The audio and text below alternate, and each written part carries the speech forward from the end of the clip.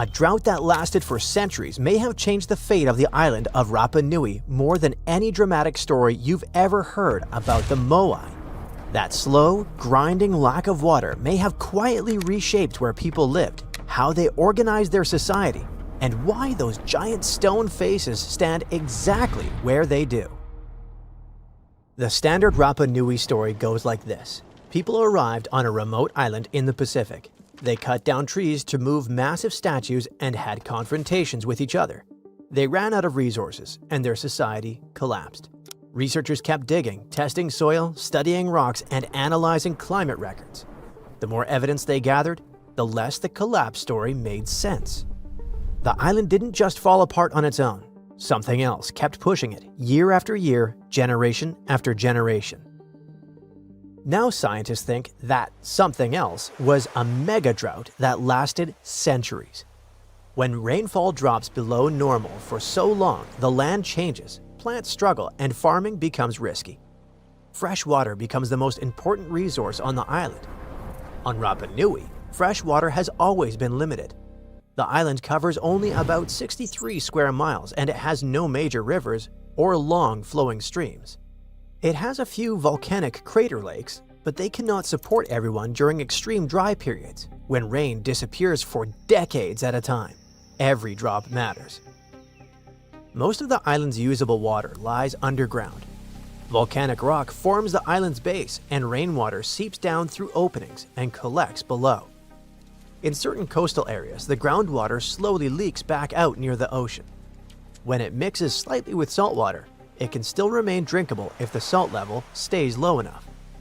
That narrow band along the shoreline becomes a lifeline. During a long drought, those spots turn into the difference between survival and disaster. And here's where it gets interesting. Many moai stand exactly near those coastal groundwater seeps. They cluster in places where fresh water would have been available, especially during dry seasons. That pattern forced scientists to ask a simple question. What if the statues marked water? What if they stood where people gathered because water flowed there? Some older theories said it was all about competition between clans. You know, bigger statues means more might, and more statues means more prestige. But then, researchers mapped statue locations and noticed they all had to do with access to water. And this connection looked too strong to ignore. The moai may have served as social markers. They signaled that a group controlled and protected a vital freshwater source. And in a place with almost no rivers, that control meant everything. As the drought stretched on, life likely shifted closer to the coast. Inland areas weren't that important anymore when crops struggled and surface water disappeared. Coastal zones with groundwater became centers of activity. People farmed carefully using rock gardens that trapped moisture in the soil. They used broken stones to reduce evaporation and protect crops from wind. That technique shows planning, not chaos. It shows that they adjusted to the new conditions. The statues themselves show that people had to work together and stay organized to make them happen. Some weigh up to 80 tons. Some stand more than 30 feet tall. Moving them across uneven terrain without metal tools seems impossible, but new research solved that mystery. They built a replica of a moai that weighed about 4.35 tons. For the experiment, 18 people grabbed ropes attached to the statue and started rocking it side to side. Step by step, they guided it forward for about 300 feet, and they did it in just 40 minutes. That's surprisingly quick and way more efficient than trying to move around a massive stone slab flat across logs or wooden rollers. The island itself actually made the job easier. Ancient roads on Rapa Nui were about 14 feet wide, and they had a slight inward curve along the edges. That subtle curve works like a natural guide rail. It helps keep a tall, heavy statue balanced as it walks forward in that rocking motion. Each move didn't just transport a moai, it reshaped the path too. The workers likely cleared stones and leveled the ground as they went to prepare short sections at a time.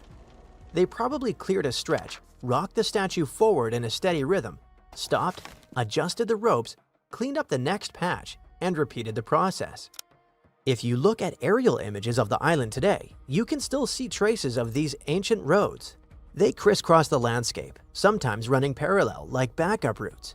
If people did not cut down every tree to move statues, then the collapse story would weaken even more. Forests can disappear over time, but it now looks like drought played a bigger role in the story. Trees struggle when rainfall drops year after year. Weather can thin forests without humans being reckless. Genetic studies add another layer. Researchers used to believe the local population collapsed before the Europeans arrived in the 1700s. But then they analyzed the genomes of 15 historical Rapa Nui individuals and found no sign of a massive population crash in the 1600s. In genetics, a real collapse leaves a clear fingerprint called a bottleneck, which means the population shrinks so much that genetic diversity drops sharply. The team didn't see that at all. Instead, they saw that the population stayed relatively small and stable and likely never exceeded 3,000 people. That number lines up much more closely with what early European visitors recorded, and it's nowhere near older estimates that claimed 15,000 people once lived there. But there was clearly a sharp decline in the 1860s after European contact, not before. And here's another twist. The DNA also shows Native American ancestry in both past and present Rapa Nui individuals. The mixing likely happened centuries before Europeans reached the island in 1722.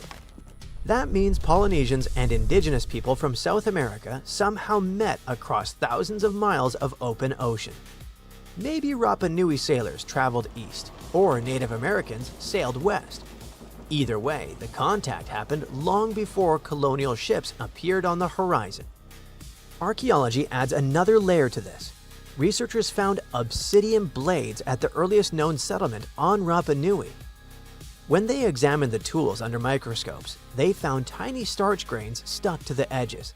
That's ancient food residue. Out of 46 grains, they could clearly identify 21, and those grains came from 8 different plants. Some of them made sense. Taro and yam are classic Polynesian crops. Breadfruit and Tahitian apple are also Polynesian, likely carried across the ocean in canoes by the first settlers. Ginger showed up too, probably used as medicine or spice, but the blades also carried traces of sweet potato, cassava, and achira, crops native to South America, and they found them in the earliest levels of the site. That means the first settlers didn't just survive on what they brought from Polynesia. They were already connected to South America about 1,000 years ago. Sweet potato especially stands out because it had to cross the Pacific somehow long before Europeans arrived in 1722.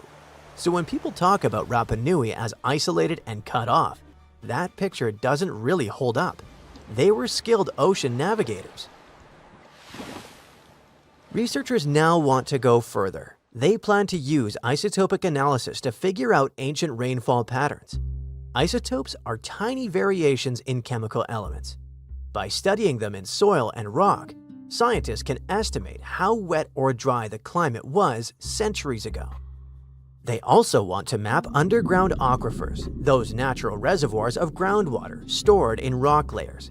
That mapping could confirm exactly how closely statue placement matches freshwater sources. And this way, with every new study, that dramatic "they ruined themselves" story falls apart a little more. Life on the island wasn't easy with long droughts that put everyone under pressure, but the evidence doesn't show a society spiraling into chaos. It shows people adapting. They focused on protecting the resources that truly mattered. And somehow, they kept things going for generations in a place that never offered much room for error.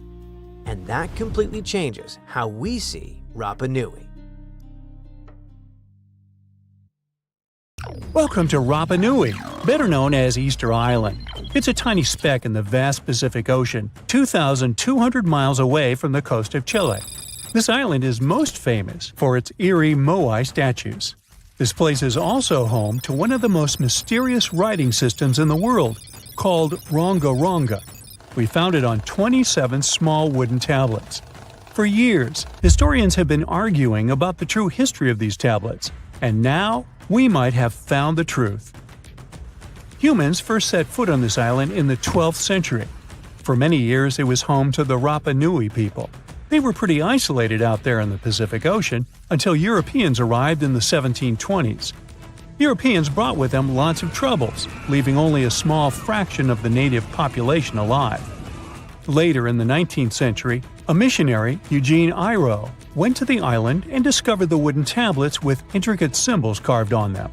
He wrote how marvelous they are, but there are hundreds of them on the island, and that they can be found in every household. But unfortunately, not all of them survive to this day. We've only got 27 of them. Some of them were heavily weathered, burned, or otherwise damaged, and now they're scattered all over the world in museums and private collections. Some of the language's artifacts were carted off to Tahiti and then to Europe by Europeans, leaving none behind on Easter Island itself. The 4 sacred tablets found their home in a congregation in Rome. They were the ones used in the recent discovery. For years, historians have been arguing whether this writing system was made up by the islanders themselves or they borrowed it from Europeans. To find the truth, they decided to use a technique called radiocarbon dating. All organic materials, like wood, charcoal, and so on, contain a tiny amount of a radioactive form of carbon called carbon-14. When life comes to an end, things stop taking in carbon-14, and the amount they had starts to decay over time. By measuring how much carbon-14 is left in a sample, we can assume how old this sample is. This is how we learn the age of many fossils and artifacts. So, they looked at the age of some Ronga-Ronga tablets.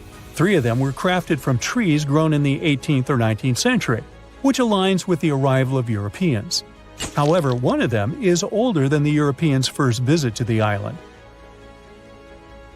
There are 2 reasons to believe that Rapa Nui people created this writing system themselves. First, Ronga-Ronga works differently from European languages. Decoding it is a pretty hard task. Unlike English, this language boasts over 400 unique glyphs, none of which resemble any known writing system. There were many attempts to decipher this language, and none of them were successful so far.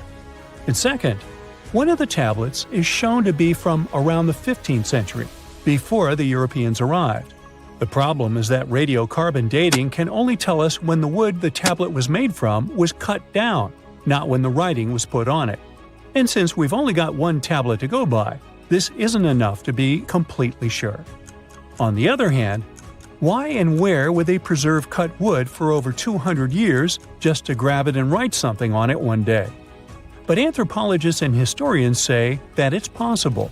Scarce wood resources might have led the islanders to reuse old driftwood, which could be centuries older than the writing itself. This is known as the old wood problem in archaeology. Plus, the tablet looks very preserved. It was maintained to protect it from wood-damaging insects, humidity, and so on.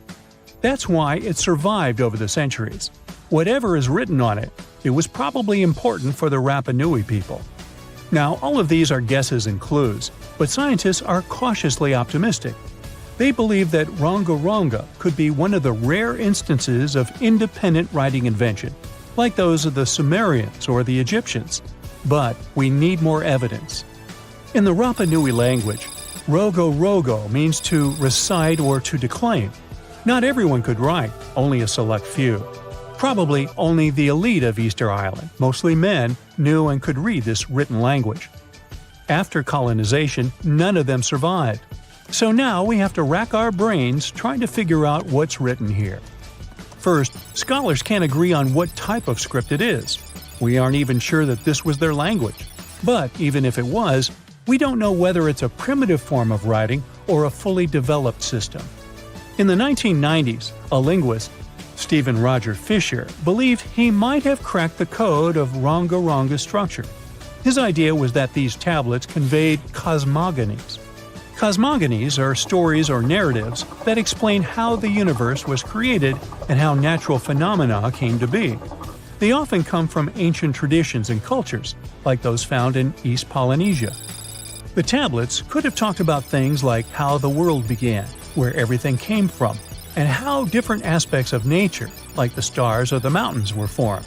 This would also explain why only the wise elite could write. Fisher thought that Ranga is a mix of logographic and semasiographic systems, which means that some symbols represent spoken words, while others represent ideas or concepts. But deciphering them would be very hard because it requires extensive memory and knowing context, because the symbols are more like hints than complete expressions. However, other language experts disagreed with his ideas, saying there were problems with how he put together his theory. Unfortunately, Fisher couldn't prove this hypothesis. Maybe these are just drawings. If we look at the tablets, there are some things that look recognizable: people, animals, plants, and geometric shapes. There are some birds. One of them looks like a frigate bird, which Rapa Nui people associate with the deity Maki Maki. There are also fish, centipedes, and so on, or at least these glyphs look like them. Could it be just art or a form of decoration? Maybe, but there are some problems. The glyphs show a high degree of complexity and structure. They also keep the same style. For example, there are several symbols that show something human-like with a raised hand. The only difference is different heads. As if it wasn't complicated enough, this unique writing style also uses a system known as reverse boustrophodon. This means that each alternate line is flipped upside down, resembling nothing seen elsewhere. We don't know why they would turn the tablet upside down after each line. But all this shows that they had some sort of system and organization behind these symbols. Plus, it seems like they use these tablets every day for some practical purpose. But there's some hope for the future. New technology, like AI and other computer programs, might help us understand lost languages. We already started creating algorithms that could help us solve other mysteries, like the Voynich manuscript. Academics even organized the Vesuvius Challenge, a machine learning competition that, in 2023, cracked the riddle of the ancient Herculaneum scrolls. The scrolls were buried under volcanic mud after the catastrophic eruption of Mount Vesuvius in 79 AD. In real life, the scrolls are very fragile, so deciphering them would be a very hard task. But with digital scanning and machine learning, it's much easier. They have a rich history. They most likely belong to the personal library of an Epicurean philosopher named Philodemus. These scrolls contain very important insights into Greek philosophy and Latin literature. If we decipher more of them, we'll learn more about the rich history of the Roman Empire.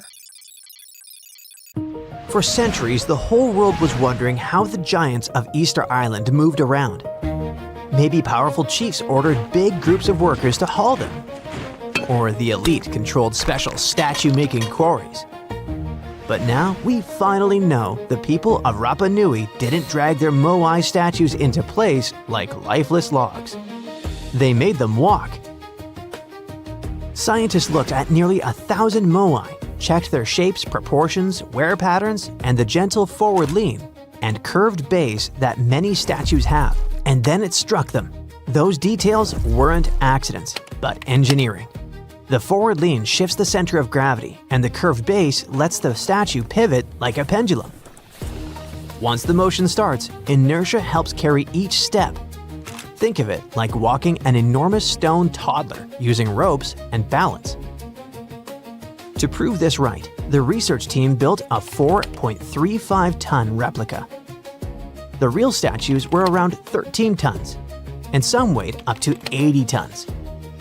With 18 people on the ropes, they walked the statue about 300 feet, about the length of a football field, in 40 minutes. That's faster and easier than dragging something flat across logs or rollers. The old roads of Rapa Nui also help the process. They're about 14 feet wide, and the way they curve inward makes them perfect to keep a statue steady while it walks forward. Every time the islanders moved a moai, they weren't just walking it, but they were literally shaping the road as part of the job. When you look at the island's landscape today, you can actually see these paths crisscrossing each other, sometimes running side by side like alternate routes. The ancient workers were likely clearing a stretch of ground, moving the statue a bit, clearing a bit more, then rocking it forward again in a specific rhythm. It looks like they spent just as much time prepping the road as they did moving the statue itself. So, the ancient Rapa Nui didn't need thousands of workers or modern machinery, and it all worked with just ingenuity, rhythm, teamwork, and clever design. Their transportation wasn't the only Moai mystery. People knew the statues were meant to honor important chiefs, but no one could explain why the ancient islanders picked those exact spots for them. Most of the Moai sit right along the coastline, almost like they're guarding the island. So a team of scientists took a closer look at those locations, and the answer turned out to be all about water. Easter Island's volcanic soil is super porous, which means it soaks up rainfall quickly. Because of that, there weren't enough rivers or streams, and the island ended up with very limited fresh water. Hundreds of years ago, the people survived thanks to groundwater discharge. Basically, water stored deep underground in layers of rock or soil called aquifers eventually rises up to the surface on its own. When that water bubbled up near the coast, it mixed with seawater, but the mix stayed fresh enough to drink. The locals collected it right from those coastal spots, and that's exactly where they built the Moai. They weren't just decorating the coastline, they were marking the island's most essential source of fresh water. Now, most of the Moai bodies were made from volcanic tuff, a soft, easily carved stone, and most of the statues were carved in one quarry inside an ancient volcano. In October 2023, a wildfire tore through the quarry, and everyone who cares about Rapa Nui got really concerned about whether the site would survive future disasters. So when a team of scientists arrived in January the following year, a local community group asked if they could document the quarry, just in case another fire damaged it for good. The geographers jumped at the chance and launched about 30 drone flights over the quarry. Flight after flight, they collected an incredible 22,000 photos. After that, they spent months running those images through computer software that stitched every piece together into a single, hyper-detailed 3D model. Now anyone in the world can explore Ranu Raraku, one of Easter Island's most important quarries, without even setting foot on the island. Of course, the 3D model isn't just an online tour platform. The team noticed that there were several workshops inside the quarry, and carving techniques changed from one site to another. So there wasn't one chief who told them how to do it, but rather each spot worked like its own workshop that was tied to a specific family clan. This could also be another proof that the Moai could move with far fewer people than anyone once believed, probably around 20 to 50. That's roughly the size of an extended family or small lineage group on Easter Island. Most statues were carved while lying on their backs from the top down. In the most common method, the carvers focused on the face first, shaping the eyes, nose, and mouth, and then carved the outline of the head and body around those features. The second method flipped that order. They carved the entire block into the basic shape of a Moai first and didn't add any details until later. And in a few rare cases, the carvers went at the stone from the side and worked straight into a nearly vertical cliff, which must have taken some great skill. And just when researchers mapped over 1,000 Moai and thought they knew them all, the island threw them a curveball. In the middle of a dried-up lakebed, a place no one expected anything, another statue appeared in 2025. It was the first statue found in a lakebed before, and it might not be the last. For at least 200 or 300 years, the laguna was almost 10 feet deep, so it would be impossible for humans to build or put a statue on the bottom. Scientists think the Moai are over 500 years old. It's possible that the Rapa Nui people who built them probably brought the statue here when the lake was dry in the past. The new find turned out to be slightly over 5 feet tall, which is smaller than the other statues on the island. As the region continues to dry out, the lakebed has started revealing what it's been hiding for who knows how long. More statues could be tucked under those thick reeds that grew over the lake for centuries. Now that the water has receded, scientists might be able to use ground-sensing tools to detect what's buried beneath the surface. While researchers keep studying the statues and solving their mysteries, nature is playing against them. A new study shows that by 2080, seasonal waves could push far enough inland to hit some of Easter Island's massive Moai statues. These stone giants have stood through everything: harsh sun, relentless wind, pounding rain, lichen slowly creeping across their surfaces, and even wildfires.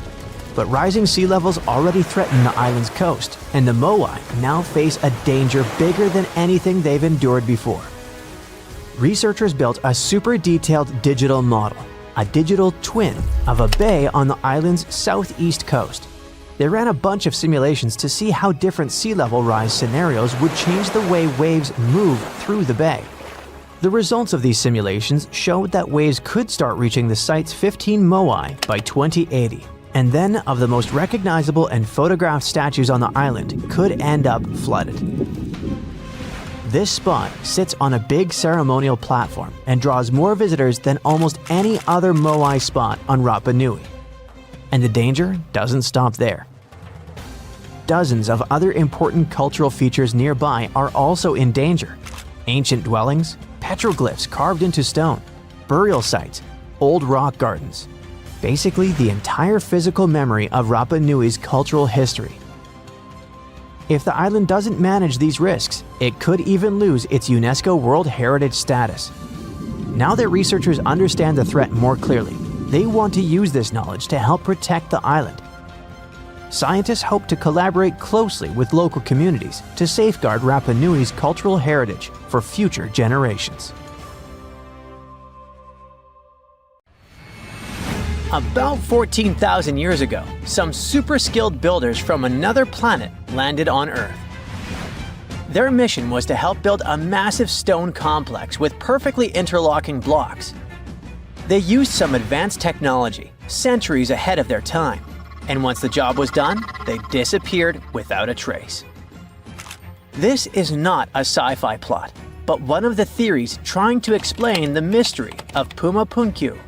Scientists don't officially accept it, but they still don't know for sure how, when, and who built this impressive construction. Puma Punku is part of the ancient city of Tiwanaku, near Lake Titicaca in Bolivia. Tiwanaku is an important place in Inca traditions. They believed it to be the place where the world was created. Historians believe Puma Punku was built around 536 AD. The first Europeans discovered it in the middle of the 16th century. At the heart of Puma Punku, there is a huge, terraced platform filled with massive stone blocks, some as big as a school bus. The largest one weighs a jaw-dropping 131 tons. That's heavier than 20 elephants. Even the smaller rocks are as big as a couch. Archaeologists believe there were at least 5 big gateways, as well as several smaller ones that may have been part of a grand monument. The site is built using 2 types of stone, red sandstone and andesite, which is one of the hardest rocks on Earth. The 8-shaped blocks of the construction fit together like puzzle pieces. They all look the same, as if they were mass-produced in a factory. But that should have been impossible for an ancient civilization. Even the smaller rocks are as big as a couch. These blocks were carved with precise holes and grooves to fit together.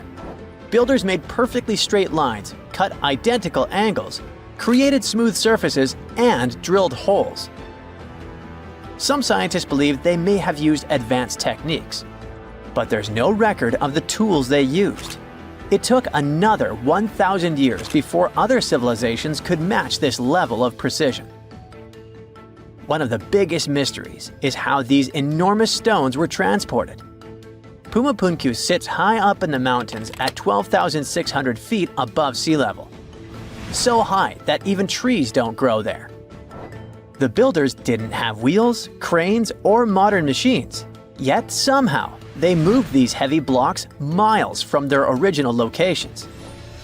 Some scientists think they used llama skin ropes and ramps, but no one really knows for sure.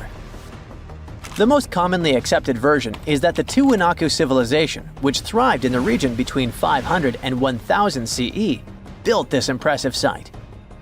The complex was enormous and had many different areas. A western court, a large open area in the center, and an eastern court that was surrounded by walls.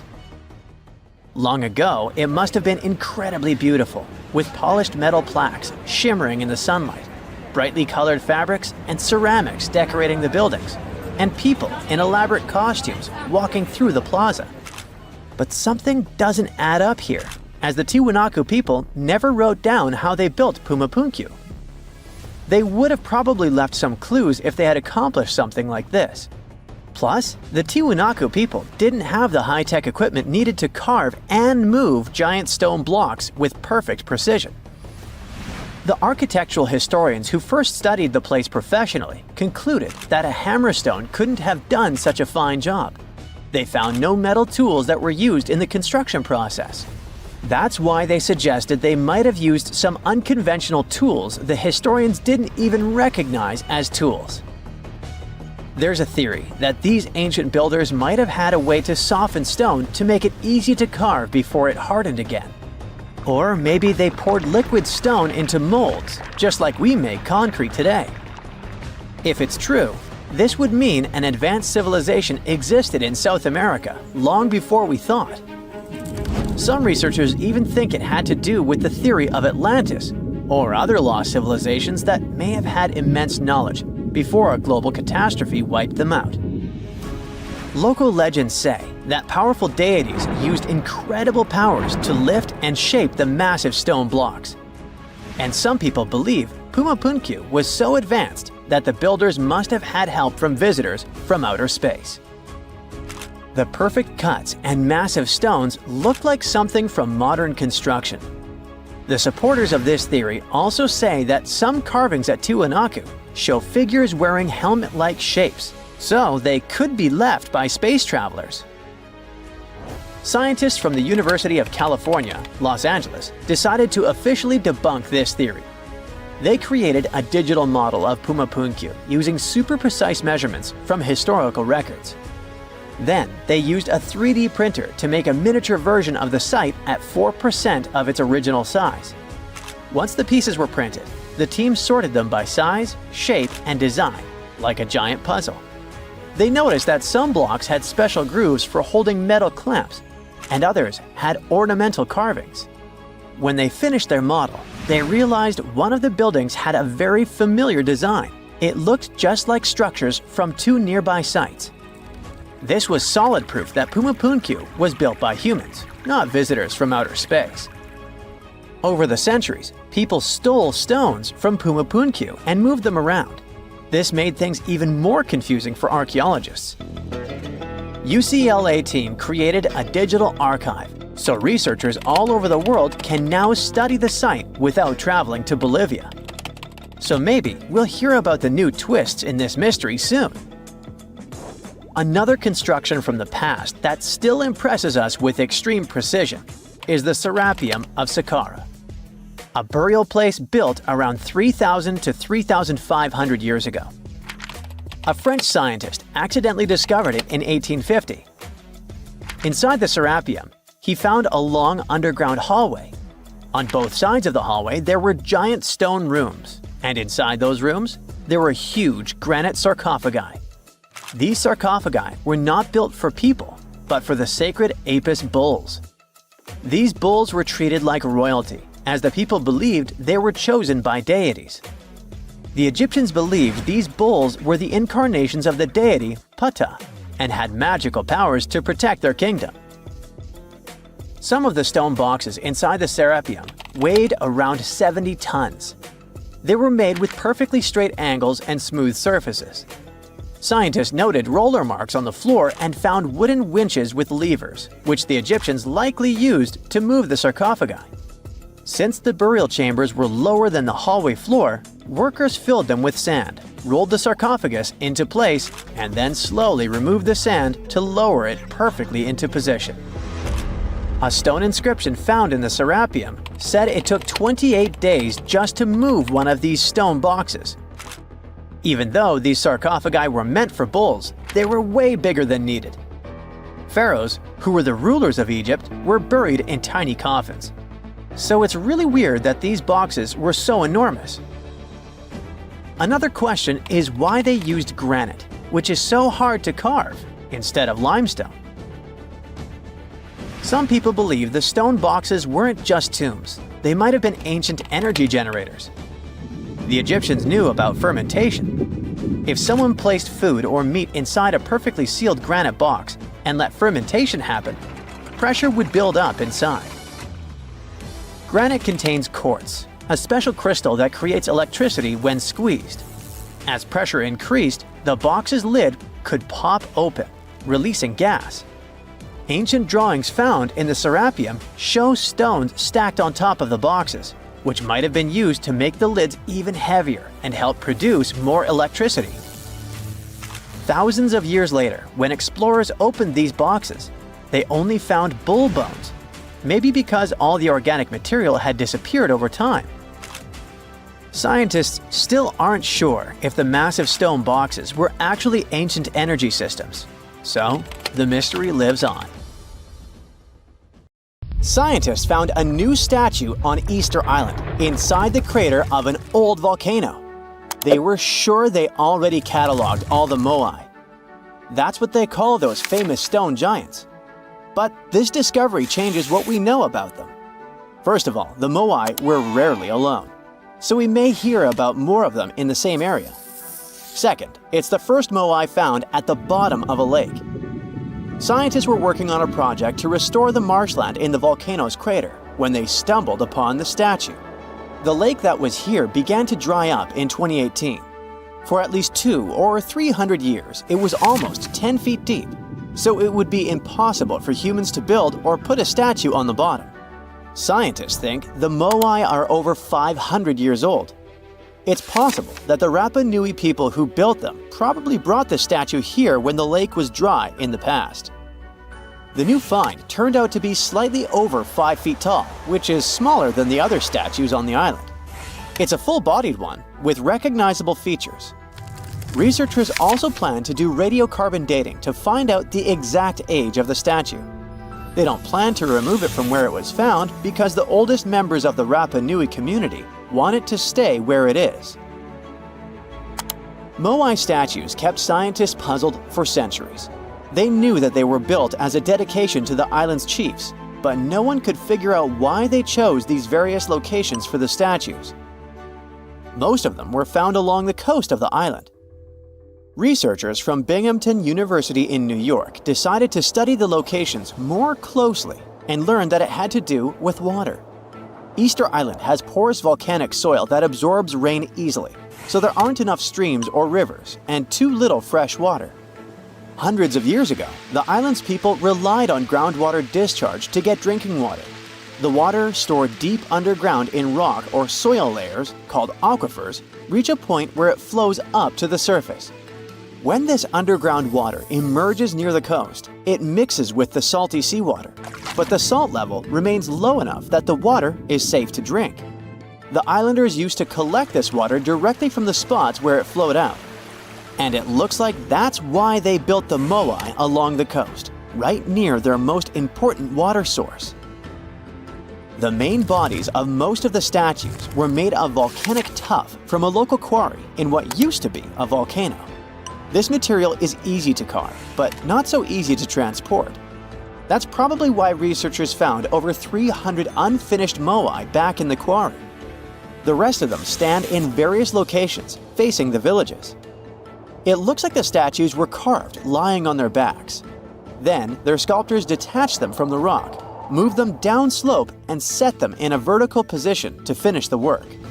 When it was done, it was time to move the statue to its platform. And we're talking about moving statues that weighed around half as much as a single-story, unfurnished house without a car or any modern equipment for 3 miles. The locals must have invented some original transportation method. Scientists tried to recreate it and pulled moai replicas on wooden sleds. They thought someone would have used palm trees for that purpose, but this theory has been debunked. The most successful experiment so far was wielding ropes to rock the statue down the road in a standing position. This sounds legit, because the local Rapa Nui legends mention that the moai walked from the quarry. And of course, they needed a good road to get there.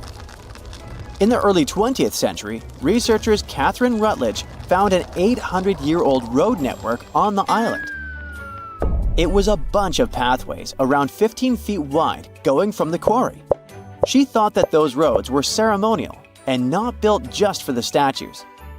She wasn't a famous scientist back then, so others mostly ignored the theory.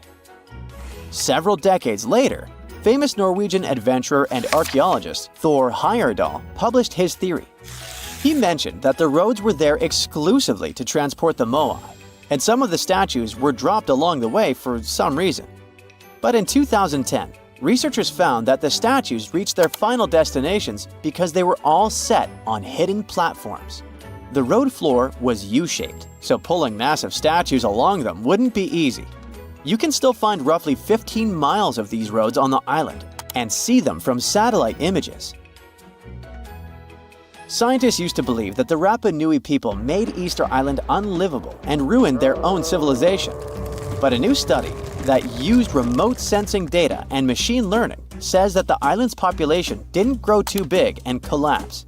Instead, the islanders figured out how to live in this challenging place and kept their population small and steady for hundreds of years. Researchers found amazing rock gardens as proof for this new theory.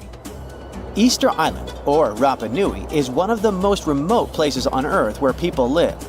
It's surrounded by the Pacific Ocean. Central Chile is 2,200 miles to the east of it, and French Polynesia is 2,600 miles to the west. The island, which is 63 square miles in size, is made entirely of volcanic rock. But the volcano stopped erupting a long time ago. So, Rapa Nui's soil has lost most of the useful nutrients that lava once brought here. It's also drier than tropical islands, and its deep waters made fishing much harder for the settlers, as there's no shallow lagoons or reefs to fish in. So, the islanders came up with a smart farming method called rock gardening to survive here. They spread rocks of different sizes over the soil and planted crops like sweet potatoes and taro between the rocks. The rocks protected the plants from harsh winds and salty air and helped regulate the soil's temperature. They also slowly released minerals into the soil, so it became healthier for growing food. Some islanders still use these gardens, although they don't produce a lot of food. People in places like New Zealand, the Canary Islands, and the US Southwest have used similar techniques to grow crops in uneasy environments. While scientists are solving Easter Island mysteries, the island itself is teaching them something new about how the Earth's mantle works. For years, they thought it moved like a slow conveyor belt, carrying tectonic plates along with it. But a new study by geologists from Cuba, Colombia, and the Netherlands is challenging this idea. They used a special method called zircon dating to figure out the island's age. Zircons are tiny crystals that form when magma cools, and they have traces of uranium inside that turns into lead over time. So, the scientists measured this change to tell the age of zircons. And they were shocked when they saw that some zircons were way older than expected, around 165 million years old. The island itself is only 2.5 million years old. The scientists found that these ancient zircons came from deep inside the mantle, under the tectonic plate, by magma from earlier volcanic activity. Easter Island's volcanoes are part of a group called hotspot volcanoes, formed by hot plumes of rock rising from deep within the Earth. Normally, these plumes stay in one spot while the Earth's crust moves above them and creates a chain of islands, like Hawaii. But the discovery of ancient zircons on a younger island shows there's more going on deep underground than we thought. Research showed that 165 million years ago, a giant volcanic plateau existed where Easter Island is now. But 110 million years ago, it sank under Antarctica because of tectonic subduction. Ancient zircon minerals stayed put and didn't travel away with the mantle conveyor belt. So, it looks like the mantle near hotspot plumes doesn't flow as much as scientists used to think. It stays still. This new idea could lead to big changes in how we understand plate tectonics and how the Earth's inside moves over time. Hey there, curious history buffs. Have you heard the legend of the ancient race of giants of Nevada? Yes, I'm talking about actual giants that allegedly lived thousands of years ago. Now I know what you're thinking. Giants, really? Well, archaeological finds add fuel to this debate too. And here's where it gets interesting. Lovelock Cave was indeed used as a burial site, and some of the remains found there are much larger than average human bones. The cave is by the Humboldt Sink in western Nevada. It was once part of an enormous lake, which eventually dried up, leaving a number of smaller ones, including the Humboldt Sink. The cave became the home of the Site-Ka tribe. According to the legend, these red-haired giants were so big that they had to be buried in the cave itself. Indeed, later on, archaeologists discovered 8 to 10 foot tall skeletons. This legend started to unfold when a mining engineer named John T. Reed talked to the locals in 1886. Once Reed saw the cave, he knew he was onto something. The news spread soon, but the cave was attracting another type of attention too. The deposits of a fertilizer known as guano were discovered inside the cave. So a mining company began excavating the precious resource in 1911 and soon shipped more than 250 tons of the fertilizer to San Francisco. Unfortunately, some of the human remains and artifacts were neglected and lost in the mining process. This led to an official excavation in 1912 and 1924. After the top layer of guano had been mined, strange objects started to surface. Around the area, the earliest evidence of human habitation dates back about 4,000 years. The Lovelock culture lasted for some 3,000 years, and they left us with 10,000 stunning artifacts. The pits in the cave were like a series of time capsules hidden at different depths. Archaeologists determined the age of each pit by its depth. It turns out that many different groups used the cave for storage over a really long time, and the things they stored there give us a really cool glimpse into their cultures. It's like a giant ancient storage unit full of hidden treasures. What have the researchers found besides the giant bones, you might ask? Some other bodies were mummified using a method similar to the one applied by ancient Egyptians. These remains also had something in common with the bodies discovered as far south as Lake Titicaca. Both mummies had some red hair. Yet, there are scientists who believe this reddish hue is the result of the interaction with the environment in which the bodies stayed. So, while the story of the red-haired giants may be a wild and intriguing tale, not everyone is convinced. Some experts believe that the bones found in Lovelock Cave are simply the remains of prehistoric animals, like mammoths or sloths. But others insist that there's something more to the story. Other relics, such as finely crafted baskets and exquisite duck decoys made from tule fibers, were also found there. In any case, this cave is worth the attention it gets. By the way, you can still visit this cave today and see the pits of different depths with your own eyes. But let me tell you one thing.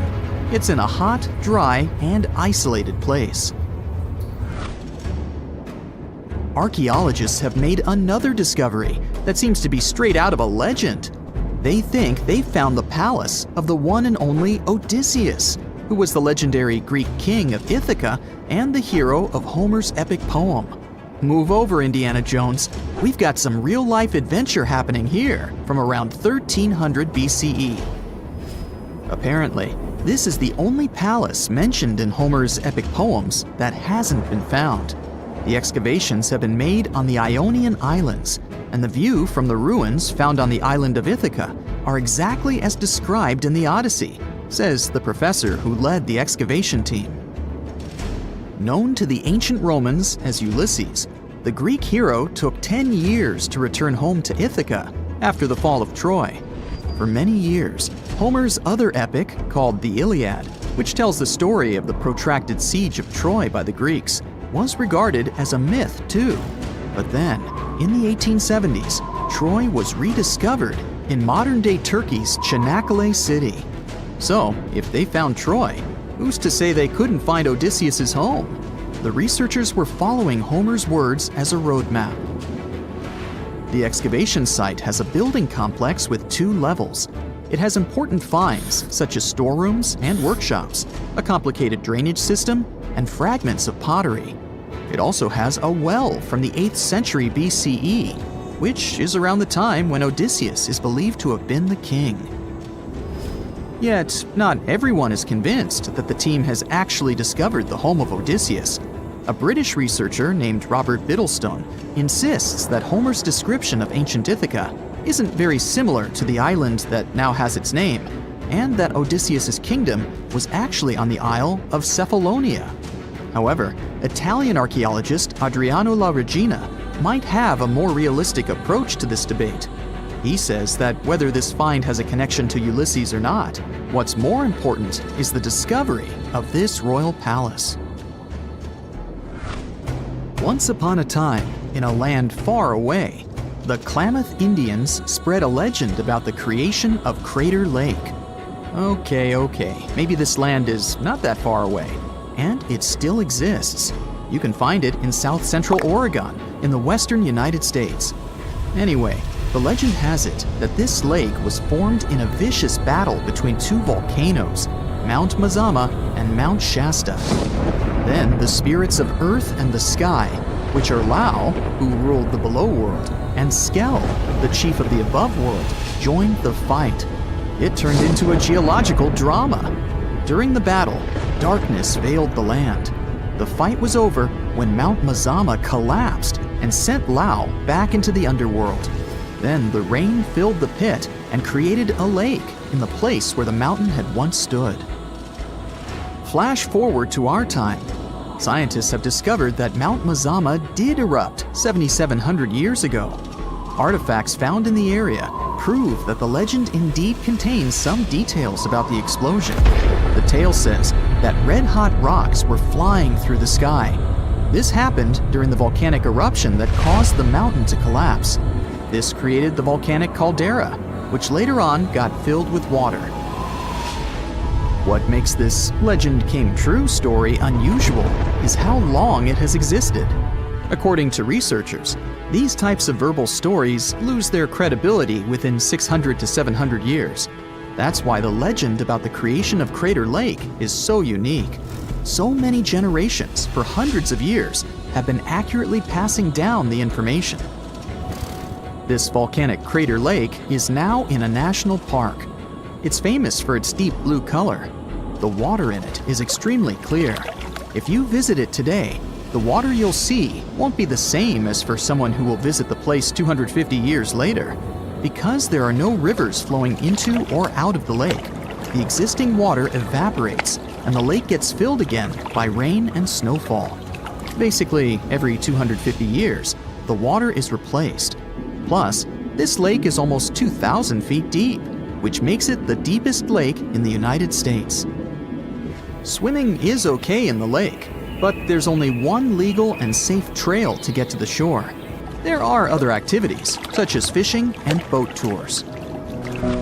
Shared human experiences, such as birth, marriage, and aging, may explain why certain tales are shared globally. Similar struggles and obstacles faced by humans around the world generate similar themes in traditional stories about love, parenting, and mortality. So, do you have legends or tales you've heard of from your grandparents? Who knows? Maybe your ancestors too witnessed a cool historical event. The Easter Island giant heads are so popular that they even have their own emoji. Their true meaning has been a mystery for hundreds of years. But it looks like we at least know how they were built and transported to their permanent location. The Moai statues consist of 3 parts: a large yellow body, a red hat or top knot, and white inset eyes with a coral iris. Around 1,000 of them were created. The main bodies of most of the statues were made out of volcanic tuff from a local quarry in what used to be a volcano. The material is easy to carve, but not so easy to transport. That's probably why researchers found over 300 unfinished moai back in the quarry. The rest of them stand in various locations, facing the villages as if watching over the locals. So, it looks like the statues were carved lying on their backs. Then, their creators detached them from the rock, moved them downslope, and set them in a vertical position to finish the work. Once it was done, it was time to get the statue to its platform.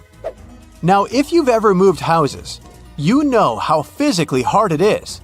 So, imagine having to move a statue that is about half as heavy as a house without a car or any modern equipment for a distance of 3 miles.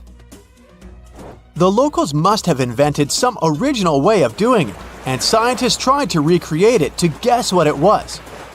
They tried pulling Moai replicas on wooden sleds. They thought someone could have used palm trees for that purpose, but this theory has been debunked. The most successful experiment so far was wielding ropes to rock the statue down the road in a standing position. This method sounds real because the local Rapa Nui legends mention that the Moai walked from the quarry. And, of course, they needed a good road to get there. In the early 20th century, researcher Catherine Rutledge identified an 800-year-old road network on the island. It was a bunch of pathways around 15 feet wide going from the quarry. She thought that those roads were ceremonial and not built just for the statues. She wasn't a famous scientist back then, so others mostly ignored the theory. Several decades later, famous Norwegian adventurer and archaeologist Thor Heyerdahl published his theory. He mentioned that the roads were built exclusively to transport the Moai, and some of the statues were dropped along the roads for some reason. But in 2010, researchers found that the statues weren't randomly dropped. They actually reached their final destinations, as they were all set on hidden platforms. Plus, the road floor was U-shaped, so pulling massive statues along them wouldn't be easy. You can still find roughly 15.5 miles of these roads on the island and see them from satellite images. And it looks like Catherine Rutledge was right about them. The roads were probably built for pilgrims to a sacred volcano, and the Moai standing by them were sort of signposts. Halfway across the world in southern England lies another mystery made of stone, a massive sound illusion, a symbol of unity, a burial ground, or more. Scientists are still debating the purpose of Stonehenge. It took Neolithic builders around 1,500 years to construct this beauty made of roughly 100 stones standing upright in a circle.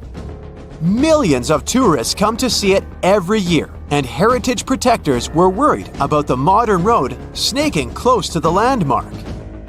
That modern road is now sunk into the ground below the grass level.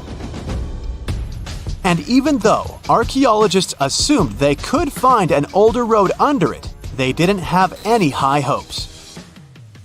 But when they took off a layer of asphalt, they noticed 2 parallel ditches that were nearly perpendicular to the road. The ditches connected the shortened sections of the avenue. That's what the archaeologists call the ancient pathway leading up to Stonehenge. It proves that the ancient people used to visit the monument for their purposes, and probably some ceremonies. Another interesting find during a dry summer was 3 dry patch marks within the stone circle. It looks like they were left there by 3 massive boulders. So Stonehenge could have been a full circle once. In 2021, archaeologists found a Roman road submerged in the Venetian lagoon. The fact that it runs there on the bottom for nearly 4,000 feet is proof that the Romans were here before sea levels rose and flooded the area. It supports the theory that there was an important settlement here centuries before Venice was founded at the spot in the 5th century CE. The ancient Romans were great at many things, and one of them was building roads. And it looks like they weren't afraid to work on the trickiest terrain. Scans have shown that the ancient road was built right on the beach, and it requires some serious skills. Imagine a village from over 1,000 years ago frozen in time. There's still half-eaten food on the tables and personal things left in a rush. It's all preserved so well because it's covered by volcanic ash. Researchers found this village in 2011 in modern-day El Salvador. They believe there was a mass celebration in a Maya village called Sarin over 1400 years ago. The whole village was there, preparing the main temple for a ritual when a nearby volcano erupted. The 200-plus residents had no time to rush back to their homes. To save their lives, they had to flee the plaza and run south on a raised road called Sacbe. They managed to escape from the plumes of volcanic ash. In addition to being a superhero and saving all the people, the road had another cool feature. All Sacbe roads had an outer layer of stones, but this one was made of ash. Ironic, isn't it?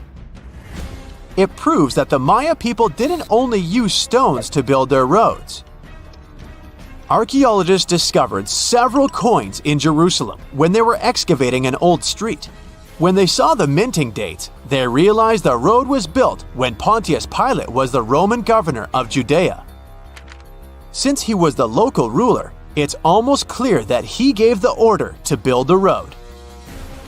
The pilgrims most likely used this road to reach the Temple Mount for worship.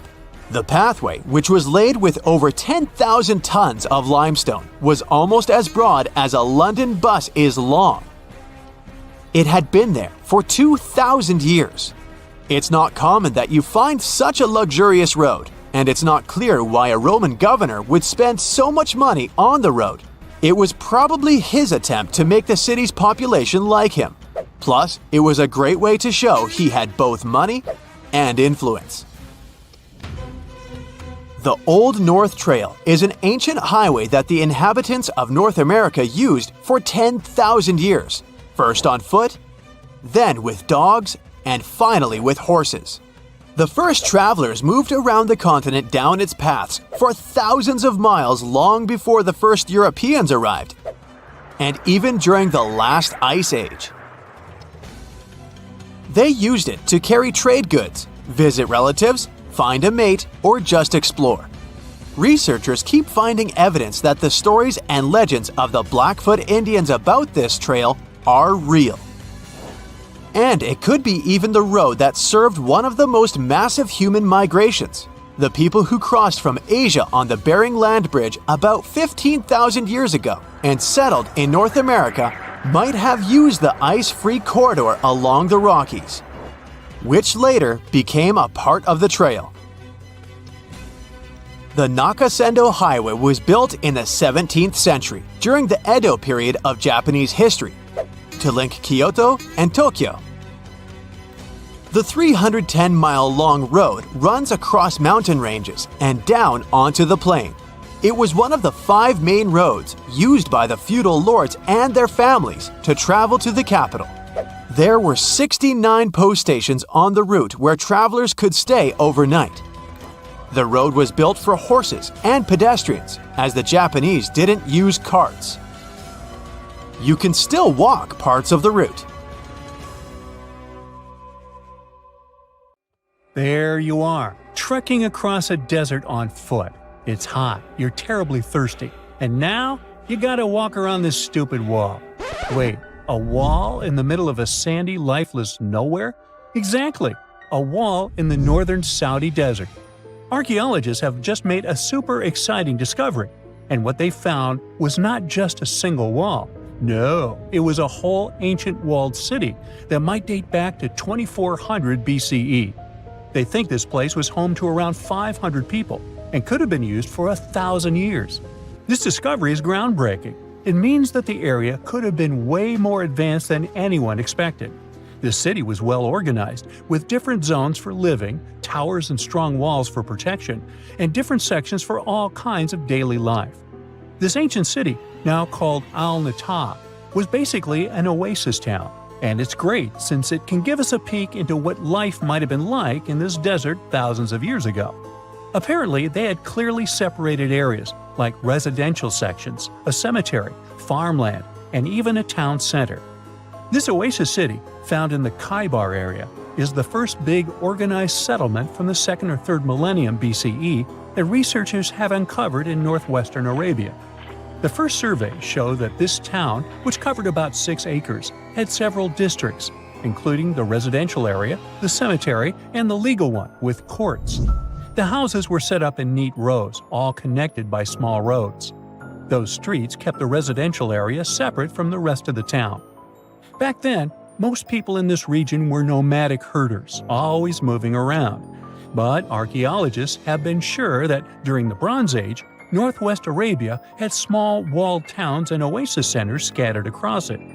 These connected oasis towns were unique, offering secure places for people to live, store goods, and trade. They started showing the beginnings of urban planning, which hints that people of that time were already starting to settle down and organize communities more seriously. The research team estimated that there were about 50 homes in Al-Natab, but that number could go up to 70 as they keep digging. They think that a few hundred people lived there, and probably one of the coolest things is that some houses went up to 3 stories tall. Built on a slope near a couple of major trade routes, this city was set up in a prime spot. Now, one of the most impressive things about this place is its water supply. The oasis had springs and aquifers, which are underground water sources, and such conditions were perfect for farming. Those water sources meant residents could grow their own food, making the town self-sufficient. The outer walls probably helped control who could enter the town and get access to its resources. This settled way of life was an impressive shift from nomadic living to a more agro-pastoral lifestyle, which means a mix of farming and herding animals. Another find that supports this theory is a bunch of tools like grinding stones, mortars, and pestles discovered inside the town. People there must have ground grains and prepared food. They had a diet of cereals, meat, and milk from animals they raised themselves.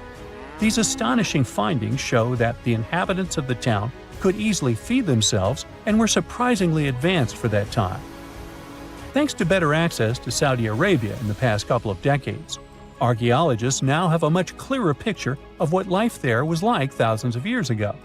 The most exciting thing is that Al-Natab might have been part of a whole network of similar fortified oasis towns spread across the region, and all of these connected sites could show us how trade routes and small settlements worked together at that time in that arid area. Now, at the same time, this recent discovery isn't the only one that has the scientific world buzzing with excitement. How about we visit Egypt and see for ourselves? After all, archaeologists have just found a stash of ancient Egyptian and Greek treasure underwater. They were exploring the lost city of Thonis Heraklion off the coast of Egypt, which sank more than 1,000 years ago. This city was legendary, and nobody even knew where it was until it was rediscovered in 2000.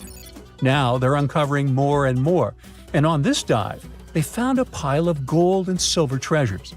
Those were probably used in rituals to bless Egyptian pharaohs when they took the throne. The researchers even found an ancient Greek temple dedicated to Aphrodite and some super-old Greek weapons. Frank Gaudio, the lead archaeologist, said it was astonishing that those delicate objects had survived the disaster that brought the city down. Back in its prime, Thonis Heraklion was one of the biggest port cities in the Mediterranean. It was a huge center of social life and was the main entry point for ships from Greece coming into Egypt. But tragically, due to rising waters, earthquakes, and a catastrophic tidal wave, the soil underneath the city literally turned into mush, and then the entire city sank into the Mediterranean. It was forgotten until Gaudio's team found it in 2000. Since then, they've been uncovering new parts of the city and piecing together its history little by little. If a lost underwater city doesn't seem impressive enough, we can travel to the Amazon. The discovery made there is truly mind-boggling. For centuries, people have talked about lost cities deep in the Amazon, like El Dorado, that mythical city of gold that lured Spanish explorers into the jungle. A lot of them never came back. Then, in the 1900s, a British explorer named Percy Fawcett went searching for what he called the lost city of Z, and he too disappeared. But now, finally, scientists have actually found proof that those lost cities in the Amazon were real all along. A team of scientists use a tech called LiDAR, which basically allows you to see through thick jungle from above by bouncing light beams off the ground. They flew over the jungle in Bolivia in a helicopter about 650 feet up and mapped out those hidden ancient cities. What they found were ruins of a huge urban settlement built by the Kasarabi people who lived there from 500 to 1400 CE. And it wasn't just a couple of buildings here and there. No, the LiDAR maps revealed massive urban centers, pyramids, platforms, roads, canals, and causeways, all carefully laid out. Turns out the Amazon wasn't just an untouched jungle. It was once home to big, complex cities. A scientist from the German Archaeological Institute explained that Europeans had long ignored the possibility of ancient Amazonian cities, but the LiDAR maps showed they were wrong. The new maps have revealed 26 sites, including 11 that no one even knew existed. Researchers have discovered two main city sites, Landivar and Kotoka. They had massive moat causeways stretching out like spokes on a wheel, linking the main cities with smaller surrounding settlements. Some of the canals even connected the cities to rivers and a big lake, which allowed water to flow through the area. Over the years, scientists found scattered ruins all over this region, but the thick jungle made it nearly impossible to connect the dots and see if or how they were related. With LiDAR, the whole layout came to life, showing that those sites were part of a much larger, organized urban system. It's now also clear that the sites had a greater meaning, since everything is lined up in a way that could be symbolic of the spiritual beliefs of the inhabitants. The Kasarabi culture isn't as famous as the Maya, but they had a thriving society in an area that faced huge challenges, like yearly flooding. And although the nearby Andes had their own monumental sites, the Kasarabi were doing something absolutely unique. They even had reservoirs to store water, which suggests they might have been dealing with occasional droughts, which is pretty unusual for the Amazon. Actually, those terrible droughts could be why the Kasarabi eventually left their cities around 1400 CE. The Moai statues have been standing tall and proud for hundreds of years.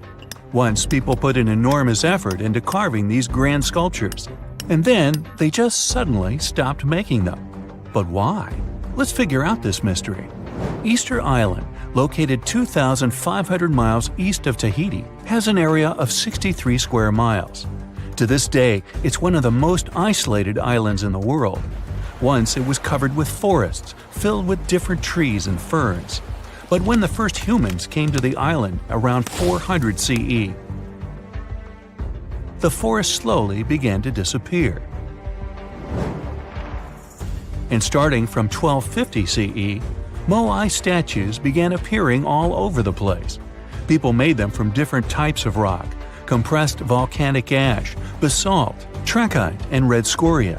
As it's a volcanic island, these were all the ingredients the creators of the statues had to use. And once the builders completed their work, they covered the statues with pumice. The faces of the statues are different, but they all have distinct expressions, with heavy brows and large noses. Their arms are carved into the body. Some have hats on top of their heads. There are nearly 900 statues all over the island. They differ in size. The average height is 13 feet tall, and the largest ones reach 33 feet in height and weigh up to 82 tons. Because the statues have so many different faces, there are theories that they represent and honor ancestors, chiefs, and other important people who lived on the island. But without any clear evidence, it's almost impossible to figure out the true purpose of the Moai. Once they stood beautifully along the coast, watching over people in settlements, and their backs faced toward the spirit world of the sea. When Europeans first discovered the Moai statues in the 1700s, many of them had already toppled over, and the construction of statues had stopped way earlier than that. Huge amounts of effort were put into making these things.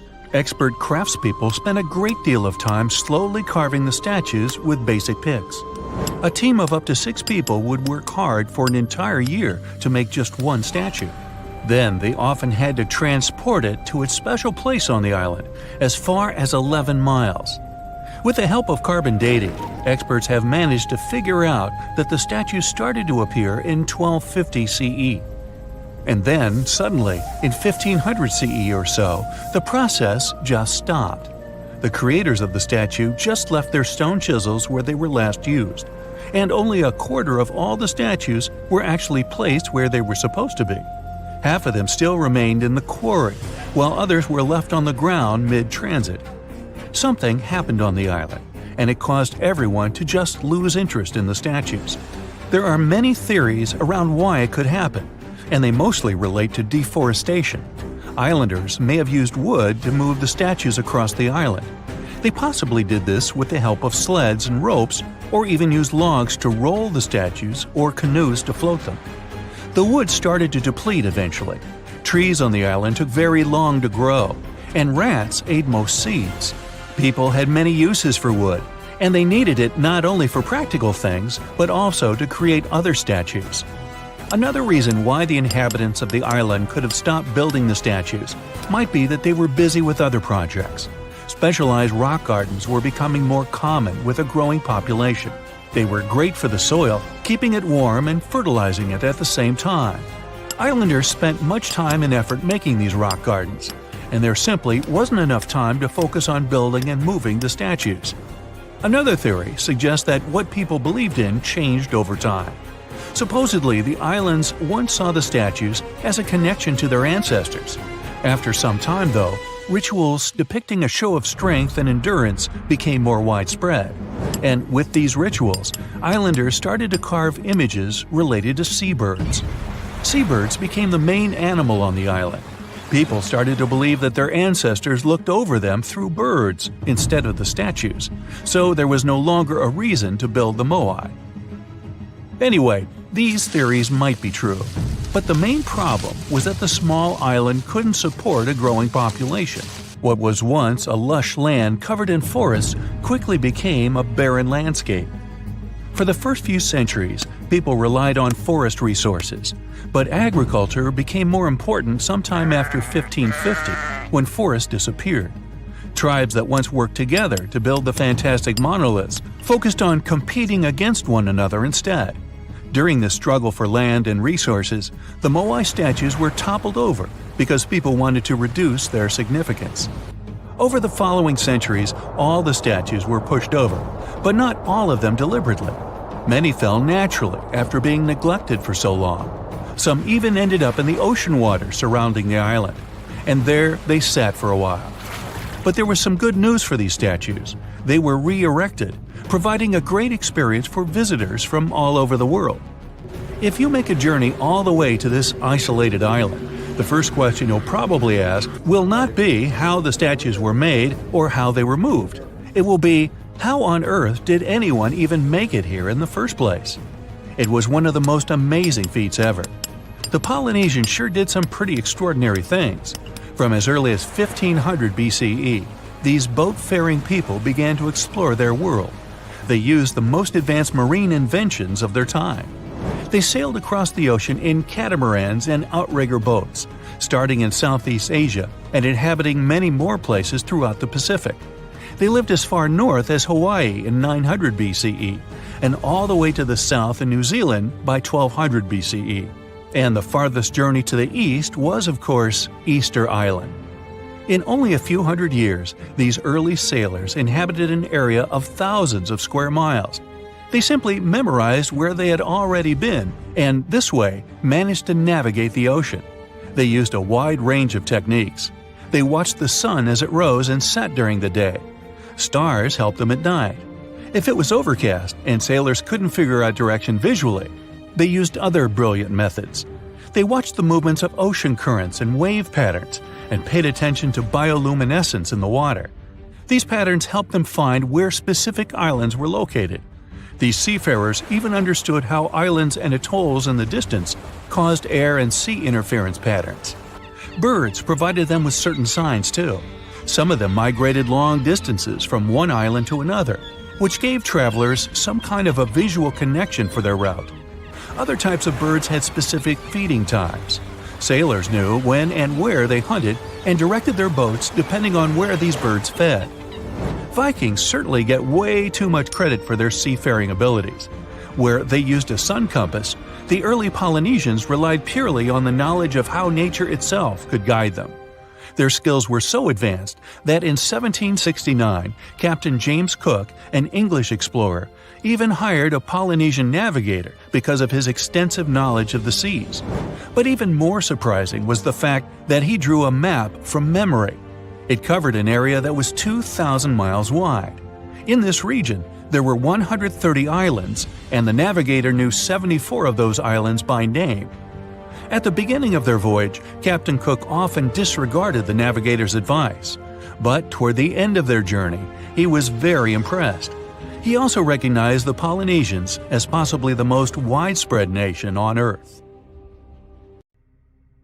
Strange and amazing items are discovered often, but figuring out what our ancestors were up to is pretty tough. Especially when all you have are just some rusty cups and cave drawings. It's no surprise that even the experts in lab coats sometimes make mistakes. But it's not just about dusty plates and huge stones. Sometimes there's even humans with large heads. So grab your digging tools and let's travel back to ancient times to explore incredible societies that even scientists can't fully explain. Sardinia may look idyllic now, but I'm not gonna lie, I wouldn't fancy visiting it 3,000 years ago. Rumor has it, terrible giants roamed around this island back then. People even talk about finding human skeletons over 13 feet tall there, although nobody's ever shown anything to prove it. But the stories will make you wonder because some weird stuff has definitely happened. In 1974, over 5,000 pieces of broken stone artifacts were found in a part of the island called Monte Prama, but instead of being displayed in a museum, they were locked up in an underground vault for about 30 years. Sounds a bit suspicious, doesn't it? When they were finally displaced in 2005, scientists put the pieces together to find statues of 38 giant men standing 8 feet tall. Not quite as tall as the legendary skeletons, but still pretty huge. It's thought these statues were made by the Nuragic people, who lived on the island a long time ago. Besides giant statues, they also built over 8,000 massive stone buildings.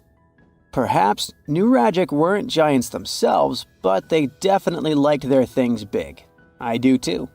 I like a big number of likes on our videos. That would be pretty great. Thank you if you liked this and subscribed. Now back to the video. You and I are pretty smart, but we might not be the smartest humans ever. Actually, we might not even be the smartest species. Since 1913, some skull fossils found in South Africa have hinted at a possibly smarter contender called Boskop Man. This human-like species might have lived as recently as 10,000 years ago. Their skull suggests they had really big heads, which means their brains could have been 30% bigger than ours. Wow! Their average IQ could have been around 149, making them among the smartest 0.05% of people today. But if a Boskop brainiac was so much smarter, why are they not around and we are? Well, bigger isn't always better, you know. Our brains are a lot bigger than our ape relatives, mainly in the prefrontal cortex. This part helps with high-level tasks like making decisions, remembering things short-term, and being aware of ourselves. The parts of the brain that handle our senses and movements haven't really grown much. So, maybe the Boskops spent too much time dwelling on the past rather than doing practical things like hunting. But this is all just guessing. We really don't know what happened to these clever cousins of ours. Some people even argue that Boskops weren't any different from us, with the only evidence being parts of skulls. The jungle is huge. Did you know the Amazon rainforest is home to about 30% of all the world's plant and animal species? That's impressive. However, the history of one native species, humans, has long puzzled scientists. The mysterious Kasarabe people lived here for hundreds of years and then vanished around 1400 AD. People thought the Amazon only had a few scattered tribes, but recently we discovered big, unusual shapes in the ground called geoglyphs. These might look like simple shallow ditches, but they're actually the remains of a vast civilization that spread over 5,000 square miles and includes about 450 markings, some as wide as 1,300 feet. That's insane! They likely contained ceremonial buildings and could have hosted up to 1 million people as recently as 550 years ago. Thanks to new technology like LiDAR, which uses a safe laser to map the forest without harming it, we can explore deeper. In 2019, some scans showed miles of raised roads and pathways and even pyramids over 70 feet tall. They found 26 separate settlements, 2 of which were at least 250 acres each. Damn, that's like 330 soccer fields. It's not certain what happened to the Kasarabi people. Maybe European conquistadors drove them out. Maybe the most baffling ancient civilization is one we've never actually found a trace of. Yep, I'm talking about Atlantis, the grand city that supposedly sank into the ocean. The first mentions of Atlantis come from the ancient Greek philosopher Plato, who talked about a great city near the Strait of Gibraltar. But for ages, everyone just thought Plato made up Atlantis as a perfect version of his own Athens. So why, about 12,000 years after it supposedly vanished, do we still wonder if it might be real? Well, in the 19th century, U.S. Congressman Ignatius Donnelly wrote a book giving 13 reasons why he thought Atlantis was more than just a myth. Then, in 1965, some folks thought they actually found Atlantis when they discovered the Richat structure, a massive 25-mile-wide dome in Mauritania, Africa. It's so big that you can see the whole thing from space. 2 astronauts flying over the Sahara Desert spotted this giant eye staring back at them and thought they'd made the discovery of a lifetime. Unfortunately, there's no solid evidence linking this structure to Atlantis. It's believed to have formed from volcanic activity about 100 million years ago. But it does look suspicious, doesn't it? Still, we're no closer to knowing the truth. Imagine going back to about 3,300 BCE and finding yourself in South Asia. Welcome to the Harappan civilization. These people were way ahead of their time. They had cities like Harappa and Mohenjo-Daro, complete with baked brick houses, sophisticated drainage systems, and even public baths. This place might have had over 5 million people, making it one of the densest regions at the time. They also invented a system of standardized weights that was incredibly useful for traders. And trading they did. These people had connections stretching all the way to the Middle East, thanks to their great skills in metallurgy. They even had a form of ancient branding. The seals were used to stamp clay on trade goods. Despite being so advanced with a thriving urban life, there's a whole bunch of mystery shrouding their language and script. We've got bits and pieces of their writing, but no one's deciphered them yet, even with all the technology we have today. We also still don't know how exactly their society worked. It looks like they didn't flaunt their social status as much as other civilizations. No grand palaces or massive monuments. Instead, their largest buildings might have been granaries. They sure were practical. Unfortunately, all good things must come to an end. Around 1800 BCE, this bustling civilization started to decline, possibly due to shifts in river patterns. As the environment changed, the Harappans packed up, moving towards more hospitable lands. Ever heard of the Minotaur? The beast with a bull's head and a man's body, hunting the bravest travelers in a massive maze. Well, this wasn't just any old tale. It was one of the most popular dramas of the ancient world. And it was inspired by this place, the island of Crete. The Minoans lived here during the Bronze Age. They had stunning palaces, amazing frescoes, and a culture so rich it still fascinates historians to this day.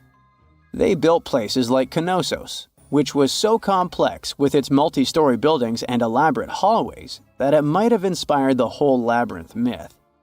Their engineering was so ahead of its time that even their drainage systems were more advanced than what many of us have today. Let me know in the comments which of these stories you find the most fascinating, and thanks for watching. This just in, the world's oldest pyramid was built during the last ice age. And I'm not even talking about Egypt.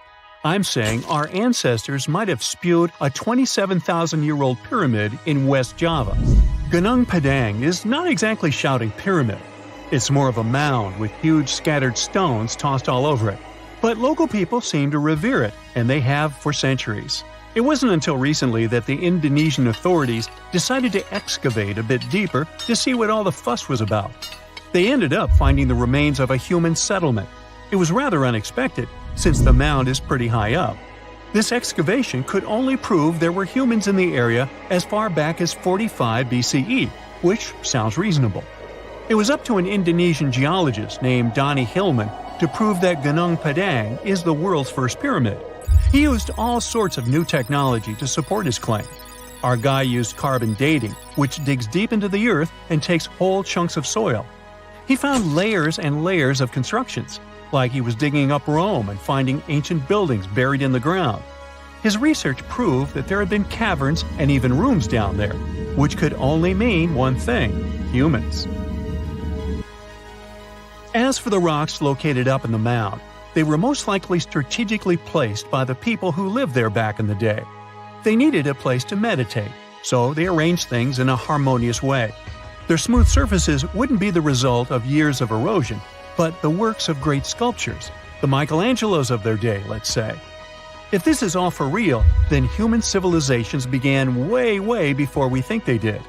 Our ancestors, the Paleolithic humans, didn't have what it took to be considered a civilization, especially not the tools and knowledge to build pyramids. They needed a lot of masonry skills, which weren't all that available during the last ice age. His peers don't share this view, though. They could believe Hillman's theory if he had found evidence such as charcoal and bone fragments, but he didn't. Flint Dibble, another archaeologist, says that without concrete evidence of human activity, there's no proof of an actual pyramid. In this case, all the data proves is that the soil in the mound dates back to 27,000 years ago.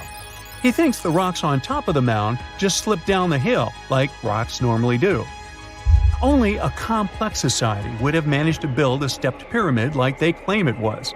But according to Bill Farley, an American archaeologist, there's just no reason to believe there were any settlements in Indonesia during the last ice age. Now, just so you know, the oldest known ancient society with this kind of knowledge is probably 11,000 years old and used to occupy the region of modern-day Turkey. Take a look, Turkey's Göbekli Tepe. It's also not a pyramid, but it's the oldest monolithic construction made by humans. Back in the Neolithic period, a lot of people settled there, and there are proofs for it. For example, the walls there are covered in ancient drawings of clothing and wild animals. Until recently, the title of the world's oldest pyramid went to a three-sided construction known as the Djoser Pyramid in Egypt.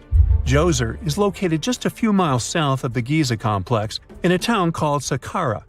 It made its way to popular culture more than once. In the 18th century, it became a common feature in European paintings. Young men from the cultural elite did a grand tour around the world, and Saqqara was at the top of their list. It was also featured in the video game Assassin's Creed, with a digital representation way more accurate than many historical drawings of the thing. That was kind of a big deal in ancient Egypt, to build pyramids for kings to spend their afterlives. And if you thought the Khufu pyramid was the oldest one in the world, well, Djoser was built 70 years ahead of that time. The development of new technology has allowed archaeologists to make groundbreaking discoveries, and a new, or should I say ancient pyramid in South America might win the title in dispute. It turns out that pyramids were also pretty fashionable in the Americas in the old days. Among them are the iconic pyramids of Guatemala's Tikal temple complex, the same ones that appeared in Star Wars No. 4. But to find the oldest pyramid in the Americas, one would have to travel to Peru. Deep in the Peruvian desert, archaeologists stumbled upon a sprawling ancient metropolis known as Caral. At first, researchers believed that the settlement was pretty recent, since the site was way too complex for ancient technology to handle it. As we said, Caral is a desert town, like Las Vegas, but without all the hoopla. This means no easy access to water. And for cities like these to thrive, they need a considerable irrigation system, which leads us back to complex technologies. The Peruvians surprised us all with this new discovery. This site was huge, filled with an amphitheater, houses, and religious buildings. The whole thing probably sprawled through 370 acres.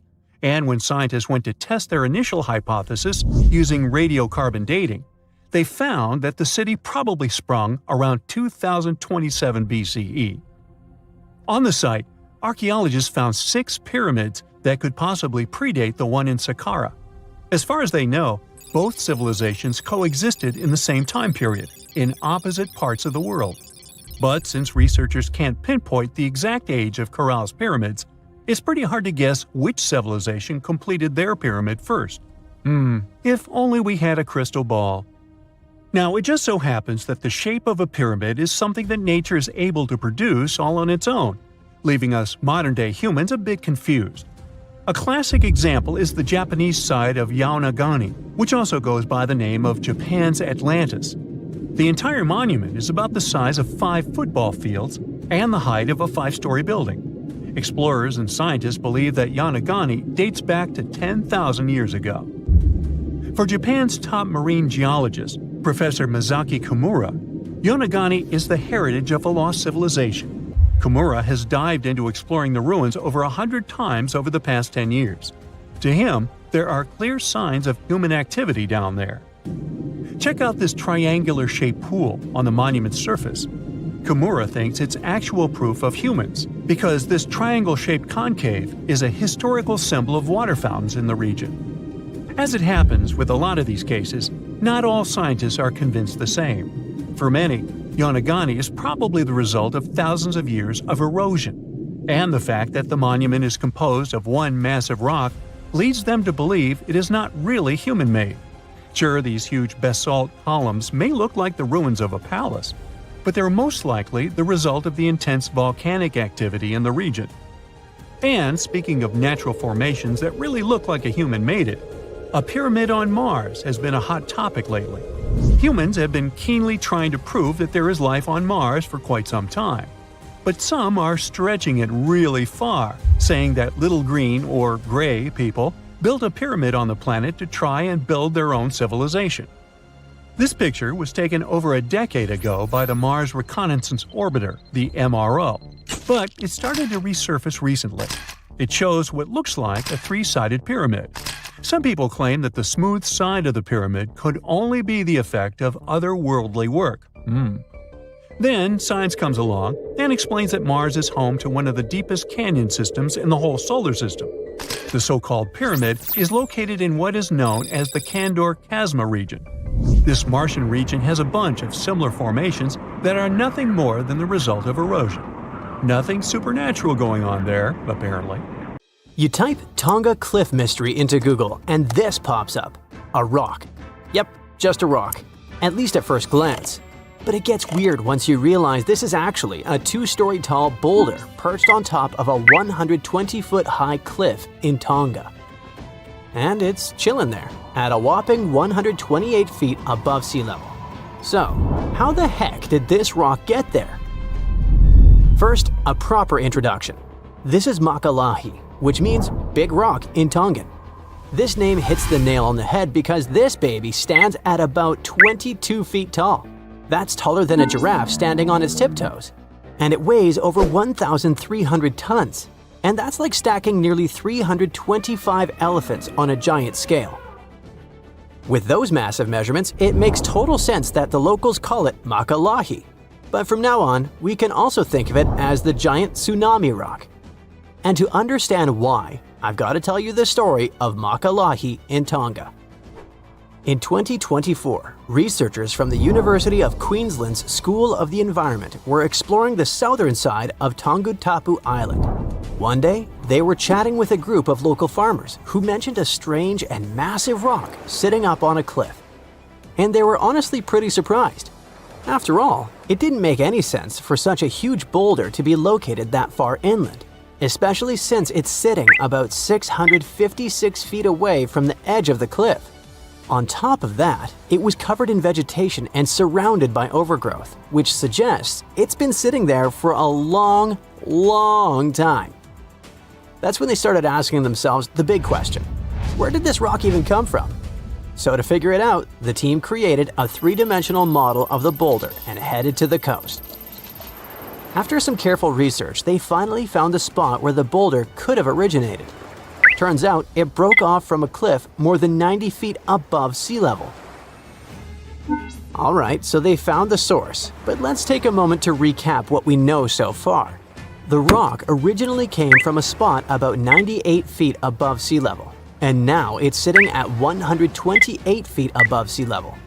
That's a pretty big jump. Sure, it's not like climbing Mount Everest or anything, but come on, it's a rock. It didn't just grab some gear and climb up there by itself. That brings us back to the big question. How did this massive boulder get up there? Well, it was probably moved by a tsunami. Yep, this rock could actually be solid ancient evidence of a tsunami. You see, we're talking about Tonga, an island country in Polynesia, part of Oceania. It's made up of nearly 170 islands with about 36 of them inhabited. The country is divided into 3 main island groups: the Vava'u, Ha'api, and Tonga Tapu archipelagos.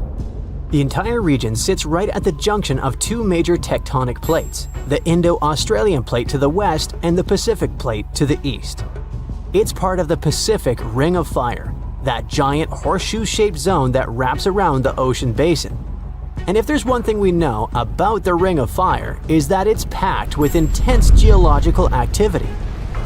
With lots of earthquakes and volcanic eruptions happening all the time, and those events can absolutely trigger catastrophic tsunamis. Tonga is no exception. According to Dr. Annie Lau, a coastal geomorphologist who took part in the study, Tonga has a long history of tsunamis for exactly that reason. Take the tsunami that hit the country at the beginning of 2022, for example. That catastrophic event produced waves as high as 66 feet, with water pushing nearly 0.62 miles inland. It was so powerful that, tragically, it claimed the lives of at least 6 people, and it was actually triggered by a volcanic eruption. So yeah, tsunamis are pretty common in Tonga, thanks to all that magma and tectonic activity constantly happening beneath the surface. And a massive, powerful wave is likely what carried Makalahi up onto the cliff. According to the study, this event may have happened around 7,000 years ago. That's even older than the first human settlement in Tonga, which is believed to have occurred roughly 3,000 years ago. Interestingly, that estimated timeline lines up with evidence of a massive tsunami that hit New Zealand's North Island, around 1,300 miles southwest of Tonga. The researchers had a theory. Now all they had to do was run the numbers to see if it was actually possible. So they measured the boulder's size and weight, then used that data to model how big a wave would have to be to push such a massive rock that far inland. Their findings suggest the boulder may have originally sat near the edge of a cliff, but was shoved inland by a tsunami. The wave lasted about 90 seconds and reached up to 164 feet in height. That's almost as tall as Niagara Falls. Just to give you a perspective, that's significantly larger than the waves recorded during the Indian Ocean tsunami in 2004 or the Tohoku tsunami in 2011. Now, here's the thing. These tsunamis were triggered by earthquakes, and waves caused by earthquakes usually top out at just a few tens of feet. So, in Makalahi's case, it probably wasn't an earthquake that did the job. Instead, it's possible the wave came from a landslide tsunami. This theory suggests that the earthquake not only generated a tsunami that flooded the island, but it probably also triggered a massive landslide. When a huge chunk of material suddenly slides into the ocean or something shifts quickly underwater, it can create a landslide-triggered tsunami, and that landslide, in turn, may have produced a second tsunami. One powerful enough to carry Makalahi and drop it where it still sits today. Now, while science may have found a likely explanation for how the rock got to such a strange location, many locals will probably continue to pass down the traditional stories tied to rocks like this one. According to Polynesian mythology, coastal boulders like Makalahi were placed by the legendary hero Maui. In some legends, Maui used a giant boulder and a magical rope made from the hair of the deity Hina to anchor the sun and slow it down. Another story is known as the Maui throwing stones It refers to a group of 8 coral limestone boulders located in the village of Havelukilu on Tongatapu. The myth mentions that these massive stones were thrown to Havelukilu by Maui from the neighboring island of Eua. The story goes that Maui was annoyed by a rooster that woke him up every morning, so he picked up stones and hurled them at the bird. And that's how the rocks from Eua ended up in Tongatapu. Now here's the interesting part. The term white chicken in Tongawan also means foaming waves, so some believe this story may actually be a metaphor for a tsunami. Even though these myths don't mention Makalahi directly, they show how important rocks like these are to local people. Now, we can say that this archaeological evidence is not only important for culture, but also for science. The recent study gives us some fascinating theories about how the rock ended up so high up and so far inland. But researchers still need to find what's called a landslide scar to prove their point and fully solve the Tonga Cliff mystery. Follow-up research is crucial because it will help us to uncover what triggers these kinds of events and how often that might happen. And who knows? One day we might come across new cases of giant rocks moved by giant tsunamis, each one carrying its own story from the deep. See this place on the map? Yeah, right there. It's estimated that around 100 people have vanished or lost their lives here. Why, you ask? Well, it seems they were all looking for this guy, Percy Fawcett. He was a British colonel, famous for his sharp blue eyes, perfectly groomed beard, and signature hat. He looked like a character from Pride and Prejudice, but lived more like Indiana Jones. In fact, this character was inspired by Fawcett's story. But his disappearance in 1925 was more macabre than any movie plot. Colonel Fawcett was bold. Not the ask your neighbor's Wi-Fi password kind of bold. I'm talking full-on, I don't care that much about my life bold. He used to be a soldier in Sri Lanka and even did a secret spy gig in Morocco, but he needed more. So in 1906, Fawcett started exploring parts of Brazil and Bolivia where no one had dared to go before. His mission was to create secret, mind-blowing maps. Okay, that doesn't sound too risky, but trust me, it was. If you want to explore the world nowadays, you just open Google Earth and, well, that's it. No danger, no adrenaline, just maybe 1 or 2 creepy street view photos. Ew. But we're talking about the beginning of the 20th century, when satellites, and this weird Google car, didn't exist. Back then, if you wanted to fill in the world map, you actually had to explore the land on foot. So that's how Colonel Fawcett ended up in South America. And he became famous for his expeditions to map out the wild Amazon. He was the first guy to record the locations of waterfalls in that region, for example. But then he got obsessed. Blame it on lack of sleep or whatever sketchy Amazon jungle juice he was sipping, but suddenly he was like, I'll bet there's an ancient advanced city hidden somewhere around here. Spoiler alert, there wasn't. But he was hooked on that idea. Hanging out with native Indians for so long convinced him that large groups could totally thrive in the middle of a massive rainforest. And of course, Fawcett loved a good old adventure story, especially the ones from the 16th and 17th centuries, written by European explorers. In those stories, adventurers claimed they had found huge settlements and fine roadways deep in the heart of Latin America. But Fawcett's all-time favorite story came from a manuscript written in 1753. Back then, adventurers were hunting for precious metals in Brazil when they stumbled upon a ruined city with monumental buildings, roads, and plazas. Oh, and every corner had a Roman-style spire. Naturally, the colonel was all in to find it. Too bad no one told him this manuscript is mostly considered a forgery. Yep, this story is as real as Snow White's. But then, things got weird. The settlement described in that manuscript was supposedly located in the northeast side of Brazil. But now, he's saying there's an advanced civilization in Mato Grosso, which is in a different part of the country. So he decided to name this new place the City of Z. Back in the 1920s, the colonel launched 2 separate expeditions to find it, but both trips failed, as he faced terrible weather, fever, and of course, exhaustion. Now, tell me in the comments, what do you think Fawcett did after 2 failed expeditions? Option A, he quit. Option B, he called his mom. Option C, he tried again because he didn't get the memo that the universe is clearly saying stop. Well, of course, option C is the right answer. This is relentless Fawcett we're talking about. So, 3 years later, the Colonel finally gathered enough cash to launch yet another expedition in search of the city of Z. All he needed was a crew of people crazy enough to join him. Famous and experienced explorers were begging to come along. But nope, Fawcett decided to take his son and his best buddy instead.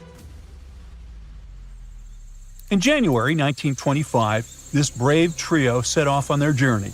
They packed mosquito nets, canned food, and made a promise, we shall return. Another spoiler alert, they didn't. Uh-oh.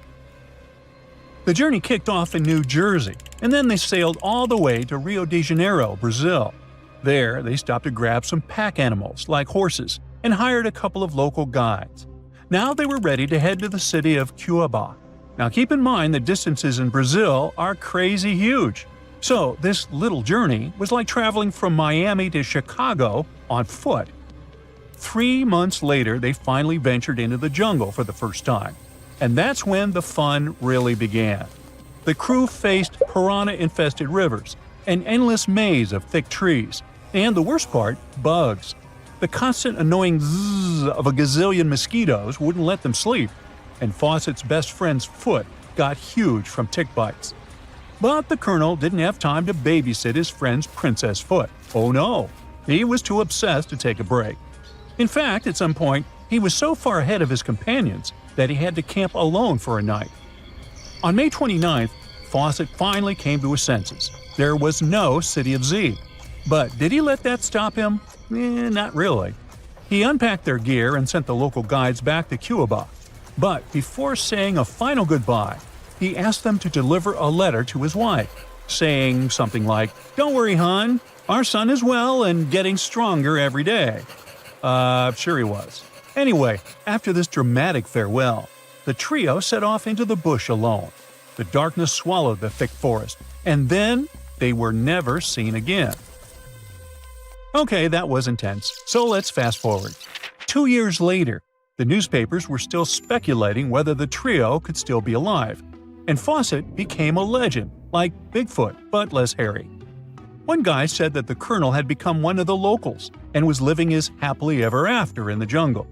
Another guy said he was held prisoner by the Indians, but no one could confirm any of these sightings. It wasn't until 1928 that the British authorities finally thought better late than never and decided to look for Fawcett and his crew. By that time, they were sure their expedition had perished, but they still needed proof. And after days and days of surviving the jungle's worst nightmares, they found, well, nothing. But in a weird way, this mystery inspired more explorers to look for them. It's estimated that about 100 people have passed away in this process, and a few have followed in the explorers' footsteps by disappearing without a trace. So, what really happened to the expedition? Researchers have pointed their fingers at everything under the sun. Parasitic infections, starvation, drowning, jaguar attacks, you name it. Some even say Fawcett dove headfirst into mysticism and started an occult community in the jungle. The Brazilian anthropologist Orlando Vilas-Boas was probably the one who got the closest to solving this case. Back in the 1950s, he was working with the Kalapalo Indians when they suddenly admitted to, getting rid of Fawcett. They even had bones to prove it. But it turns out a forensic analysis showed that the remains didn't belong to the Colonel. So we're back to square one, and nobody knows, to this day, whatever the heck happened to them. Fawcett's quest, as we know it today, is based on some pretty questionable sources. But there is a possibility that he wasn't living in Delulu land after all. Recent discoveries suggest that his idea of a sophisticated jungle city wasn't just pure fantasy. In 2024, a massive ancient city was found in the Amazon, hidden beneath dense vegetation. Evidence suggests it was built around 2,500 years ago, and it was surprisingly advanced, featuring houses and plazas, all connected by an incredible network of roads and canals. But this city was in a forest in Ecuador, not Brazil. So who knows? Maybe the legendary city of Z is still out there. Whoa! It's a huge flying island right above your head. In the era of AI, you may think it's nothing but a neural network video, but let me tell you that first, it's very much real. Two, if you want, you can as well visit it. It may even hold the key to the El Dorado secret. This place is called Roraima, and it's actually not an island at all. It's a mountain. Due to a number of factors, we get this vision of an island floating somewhere above us. But it's all about the flat top this mountain has. There's no standard peak, so it looks flat and the thick clouds get blended into the skies, thus creating this optical illusion.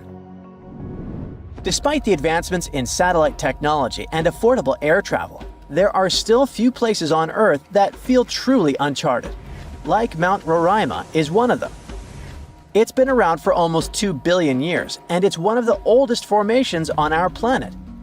For comparison, dinosaurs appeared somewhere around 240 million years ago. Some scientists believe that this area used to be a part of the supercontinent called Gondwanaland. And back then, it wasn't yet a mountain. When the supercontinent split apart, the erosion created this magnificent tabletop mountain. But what's interesting about this place is not the age, but the fact that it still looks prehistoric. It's almost untouched.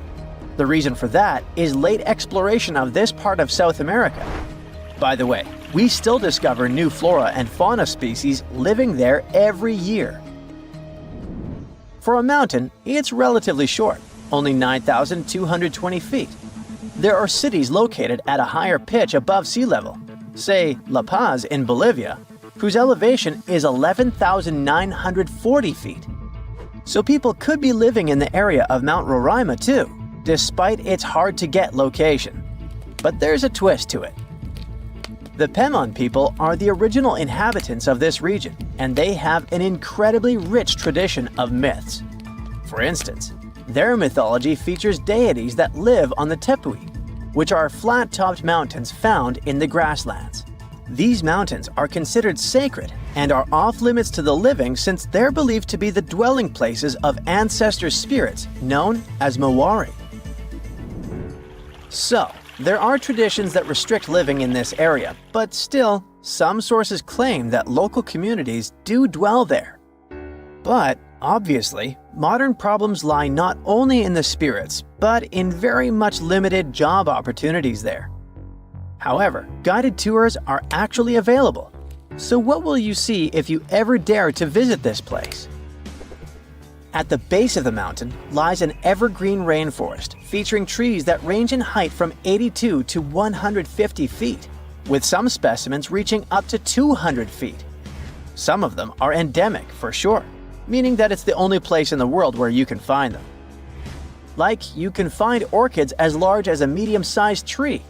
It's not a surprise because due to the remoteness of this place, species here may have followed a completely different evolutionary trail, unlike most of the flora and fauna on our planet. Next, you have all the chances to stumble upon a waterfall at the base of Roraima that's been flowing for millions of years.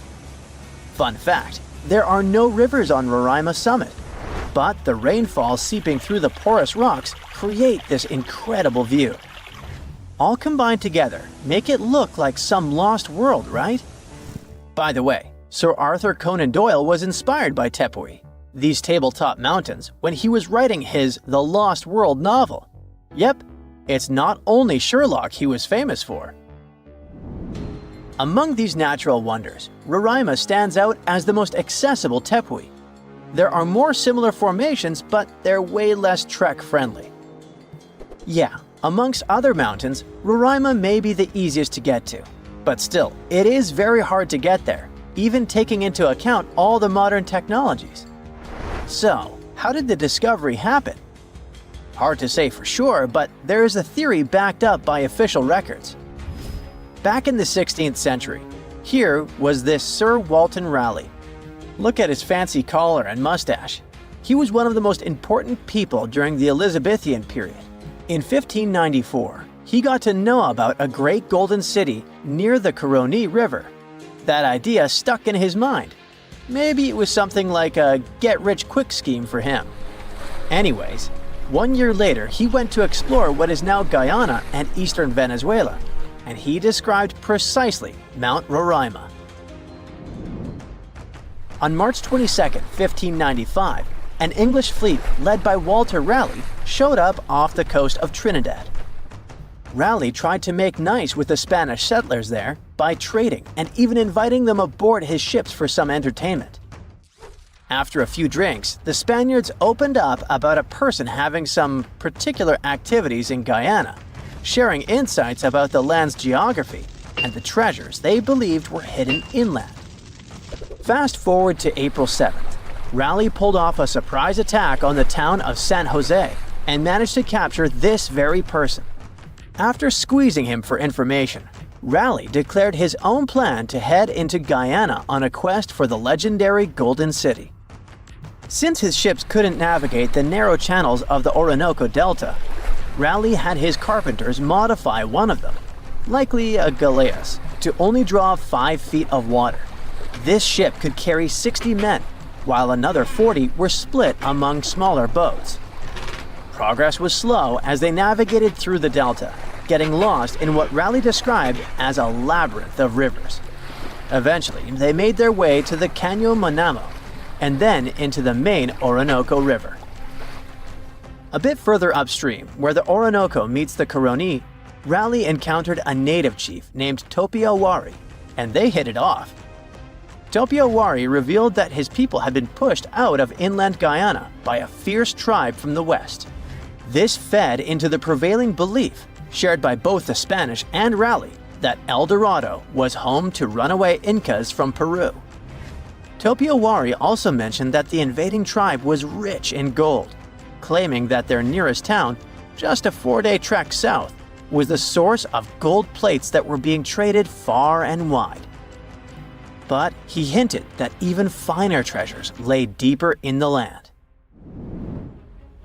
Raleigh then made his way to the mouth of the Caroni, but strong currents halted any further progress. He sent out 2 scouting groups on land, while he led a third one. They unearthed a few shiny stones that they eagerly dug out of the ground, but most turned out to be worthless. They learned that a massive lake about 40 miles wide lay at the head of the Caroni, filled with alluvial gold.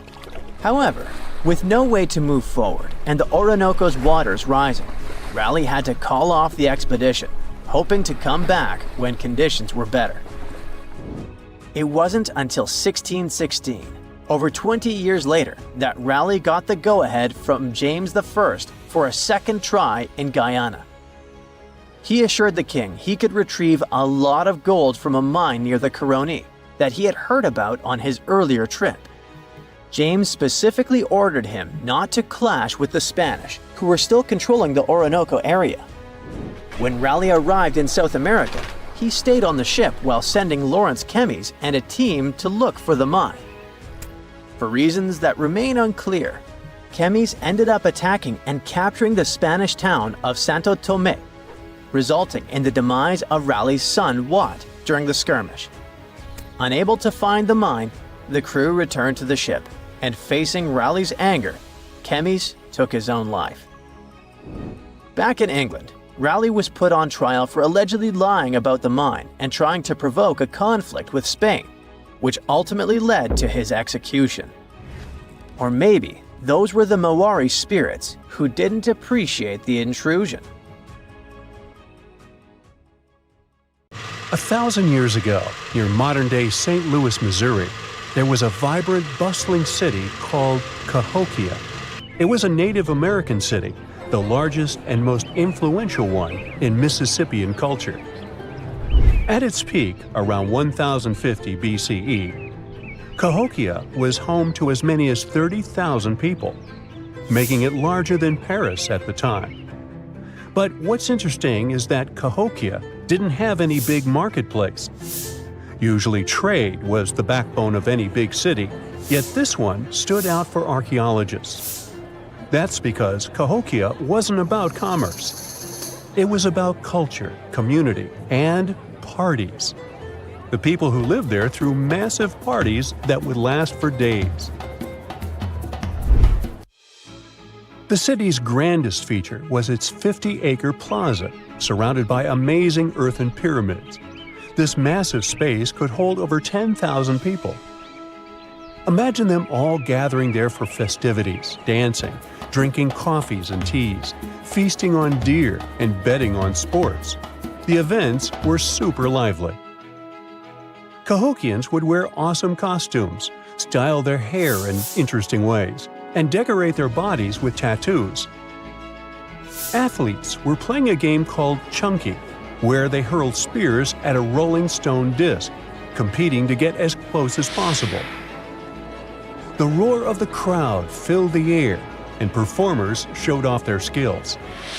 These celebrations were so wild, they left traces in history. After the parties ended, Cahokians cleaned up by tossing leftovers into pits.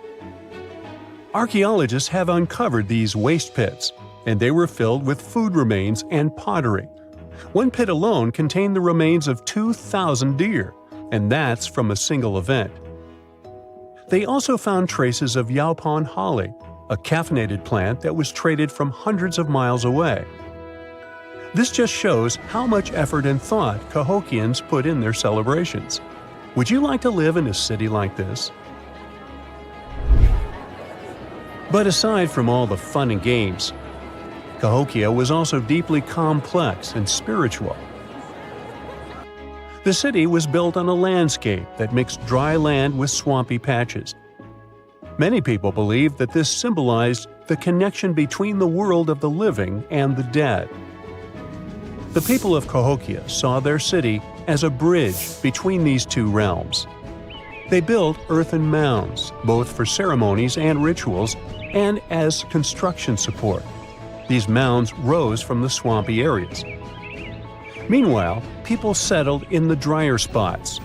Elevated pathways connected these neighborhoods, creating a physical link between life and death. Isn't it sad that some ancient metropolises that rival modern cities in scale just disappeared? Cahokia's story came to a quiet end around 1350 CE, when the city was abandoned, all due to changes in environments and weather, floods, and other problems. But the influence of Cahokia was so big, it spread to distant places. Some of their traditions, like Chunky and Yaupon tea, have survived in native communities to this day. Today, Cahokia is a UNESCO World Heritage Site, and it's not the only megacity we lost.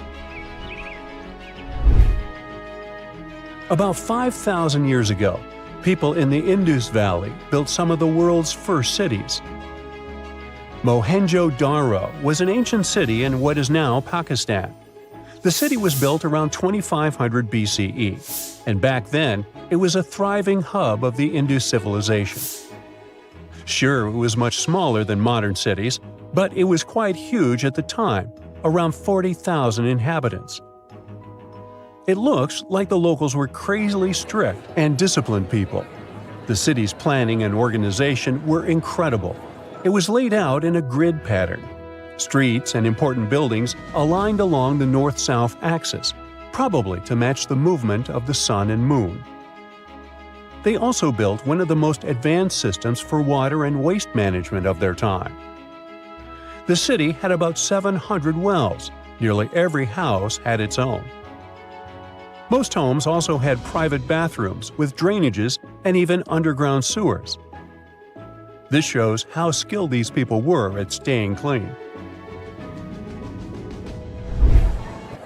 And with all this discipline, it looks like there were no kings, queens, or even a central government. They could still have some authority, like local elites or elected officials, just not a classic strict monarchy or religion. Instead, people there cared about simplicity and order. They basically managed themselves, having standardized ways of doing things, from the way tools and potteries were made to how they traded. Which is why, unlike many other cities, Mohenjo-Daro didn't have grand palaces, temples, or monuments. Instead, they had public areas known as citadels.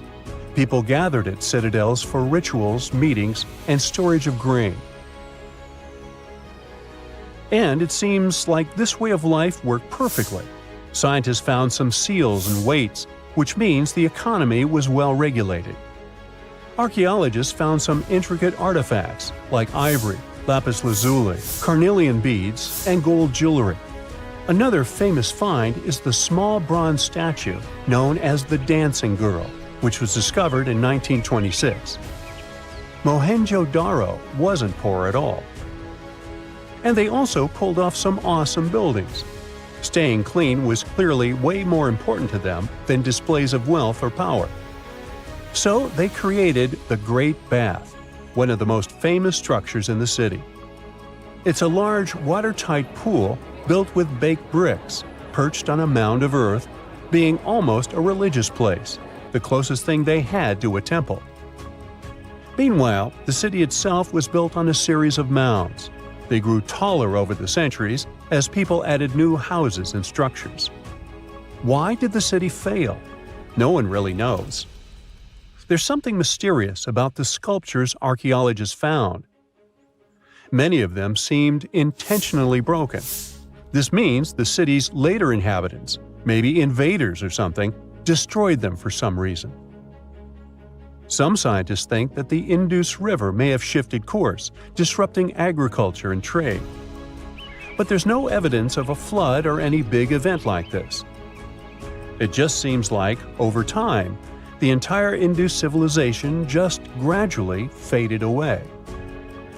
By 1900 BCE, the culture had shifted and didn't leave much behind. Let me tell you now about the ancient city of Kos, which is located where the modern town of Kos now stands in Greece.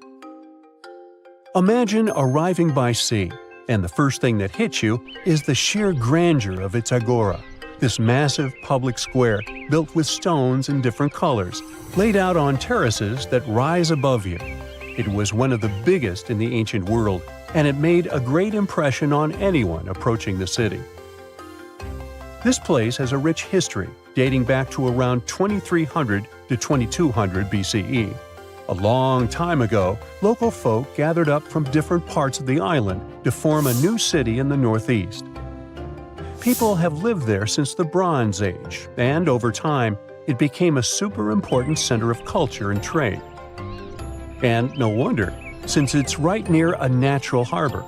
The harbor was sheltered by two breakwaters, and people built some of the most important religious sites there, including the sanctuaries of Aphrodite and Hercules. Kos wasn't just beautiful, though. It had some brilliant design. The whole city was laid out in a neat grid, with streets crossing each other at perfect right angles, literally looking almost like a modern city. Thanks to this, moving around was super easy, and the blocks, or insulae, were big enough to fit several large houses. Kos remained largely unchanged until the 6th century CE. Over time, it started gradually shrinking in size, confined within the walls of what is now the Chora neighborhood. Meanwhile, Palmyra was an ancient city built around a beautiful oasis sometime around the 3rd millennium BCE. Originally known as Tadmor, this city flourished as a major stop on the Silk Road, linking the Near East with Asia. It was a thriving center of trade and culture. They had a marketplace, assembly buildings, grand gates. In other words, this place was bustling with life.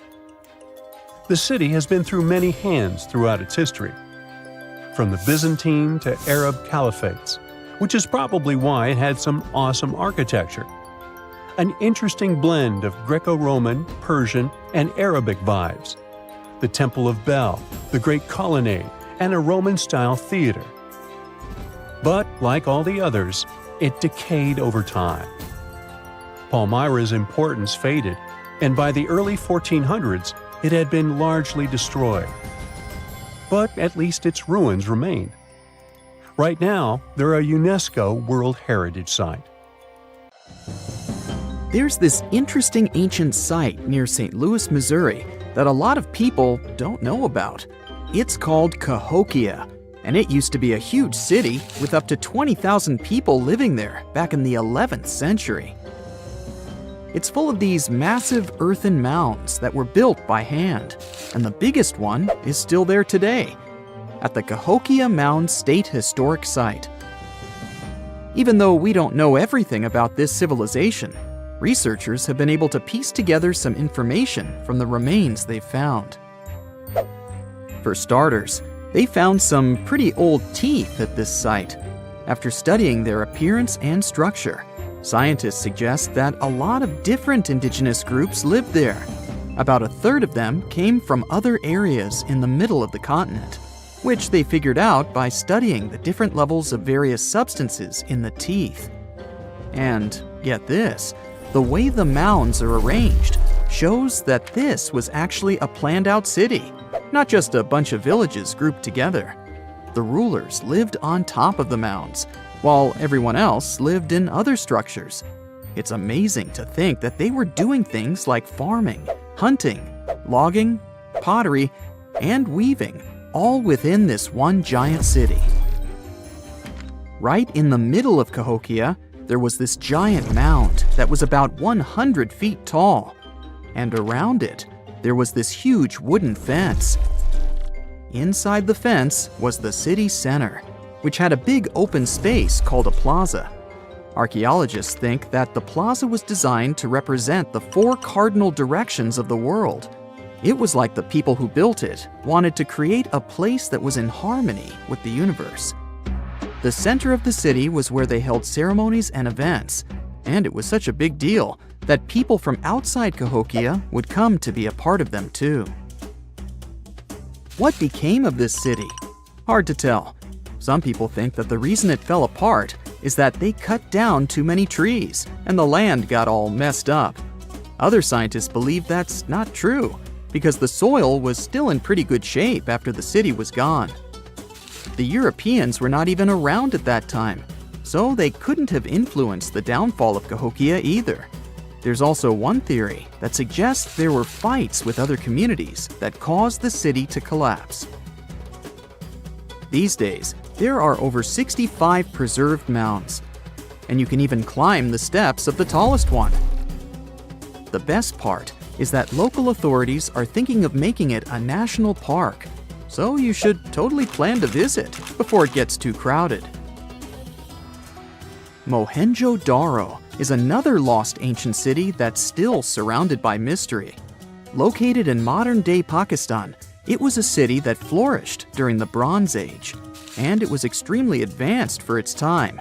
It had things like water systems and fancy architecture that other cities didn't have back then.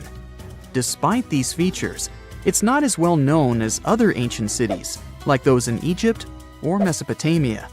What's even weirder is that at some point, the city was abandoned, and no one knows why. Archaeologists found the city in 1911, but it took a while for them to realize how important it was. Eventually, they uncovered a lot of really interesting things about the city, like its advanced sanitation system. Excavations uncovered over 700 wells, as well as private baths and a large communal bath. Remarkably, even private homes had toilets, and waste was efficiently disposed of through a citywide sewage system.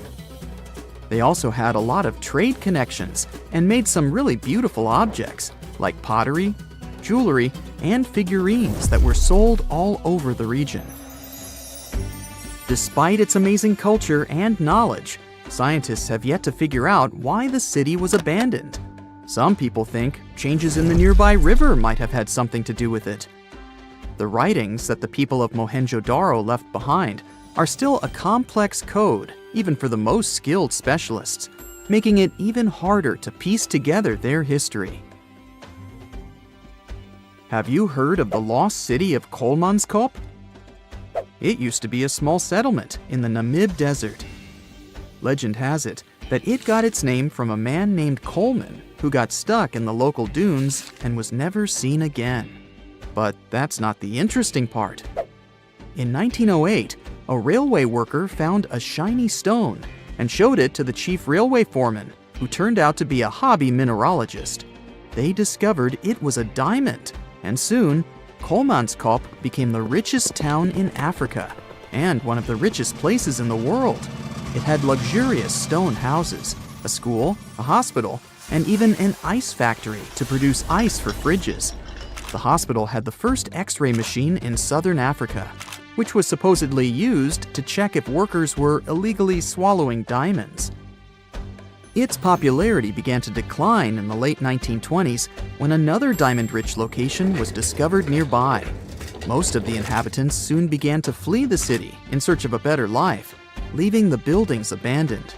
In 1938, all machinery was taken south and the town was left to the desert. The last inhabitant left Kolmanskop between 1956 and 1960. The hot climate and low humidity have preserved the structures over time, and tourists can now visit this desert ghost town. You've surely heard about this next ancient city, Machu Picchu. It's this incredible ancient location in Peru. It stretches across a huge piece of land in the Andes Mountains and sits high above sea level. It's even considered one of the wonders of the modern world. But here's the thing. Scientists aren't exactly sure what it was used for. It could have supported up to 750 people, but there aren't a lot of human clues left behind. Some people think it was more of a spiritual or ceremonial place, while others believe it may have been like a fancy spa retreat for the nobles. The extensive terraces might mean it was used for crop testing or as a trading hub. And there's even a theory that it was used as a prison because they found a cell-like area too. It's amazing that even today, archaeologists and historians are still puzzled about how it was built. Did you know that they probably didn't even use wheels for transportation? And those massive granite rocks were somehow pushed up the steep Andean mountains, even though most of them weighed a lot. Some historians think that hundreds of people worked together to push each rock up the peak. The huge stones at Machu Picchu are also so close together that you can't see any cracks between them. It's pretty cool because it also makes the area safe during earthquakes, which is important since Peru is a shaky country. But how did the stones stay put during all those quakes? They actually move a little bit, but then they go back to their original spot, almost like they're dancing. Some people think wet wooden wedges were used to keep them in place, but that doesn't really add up, considering how big the structures are. Locals back then also seem to have built Machu Picchu without using any pack animals or iron tools. They had to sculpt and put everything together using mostly their hands. Plus, the citadel is built on a fault, so they had to move a bunch of stone and earth to make it flat. Scientists also think that the real construction is actually underground because of the deep foundations and drainage system. In fact, there's a hidden water system that was just recently discovered using 3D scanning. They didn't even use mortar to put the granite blocks together. They were so precise that you can't even fit a sheet of paper between them. One theory suggests that people that lived there used stone tools made of a harder material than the stone they were cutting.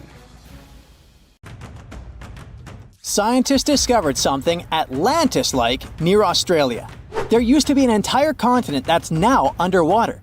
Here's what happened to it. Around 70,000 years ago, during the last ice age, there was a huge landmass called Sahul. It was located in the southwestern Pacific Ocean.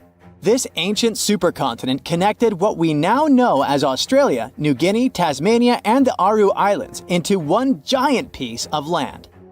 Imagine lush tropical rainforests surrounded by beautiful mountains. Sahul's tallest mountains were in the New Guinea highlands, with peaks reaching over 13,000 feet. This beautiful place was home to a variety of unique animals, most of which were pouched creatures. But back then, they weren't just koalas and kangaroos. Sahul was filled with different types of grazers, burrowers, scavengers, and predators. It was home to a huge diprotodon, a powerful hunter Thiosolio, and a horrifying Megalania, a creature that's much larger than any living lizard today. It was a unique place because the rest of the world was filled with placental animals at the time, like wolves, elephants, and humans. In Sahul, the only normal mammals were bats and rodents. But not all its parts were the same. The Timor, Arafura, and Carpentaria regions were covered by hot savanna and dry forests. It looked kinda like modern Australia, hot air deserts with scrubland, steppe, and temperate forests along the eastern coast.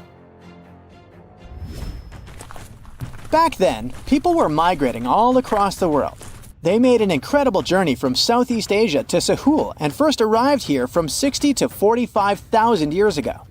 They mostly traveled by foot and crossed the sea using bamboo rafts and simple boats. They came there from an ancient landmass called Sunda, which includes parts of Southeast Asia. They traveled across a series of islands known as Wallachia and eventually spread across Sahul. And it wasn't a small journey. Sahul was huge, around 4.1 million square miles. That's bigger than the USA or Canada. It stretched from the equator to around the southern part of New Zealand. So they arrived in what is now Australia and became Australia's first people. Scientists think that Sahul had a population of 500,000. We've discovered cave paintings that date back around 40,000 years. It's a hunting scene depicting an anoa, or miniature buffalo, facing figures of humans and animals. Researchers are trying to figure out how these early settlers moved across Sahul and where we might find archaeological evidence of their journey. To do this, they created a landscape evolution model. The simulation showed how Sahul changed between 75,000 and 35,000 years ago. It showed potential migration routes and archaeological sites.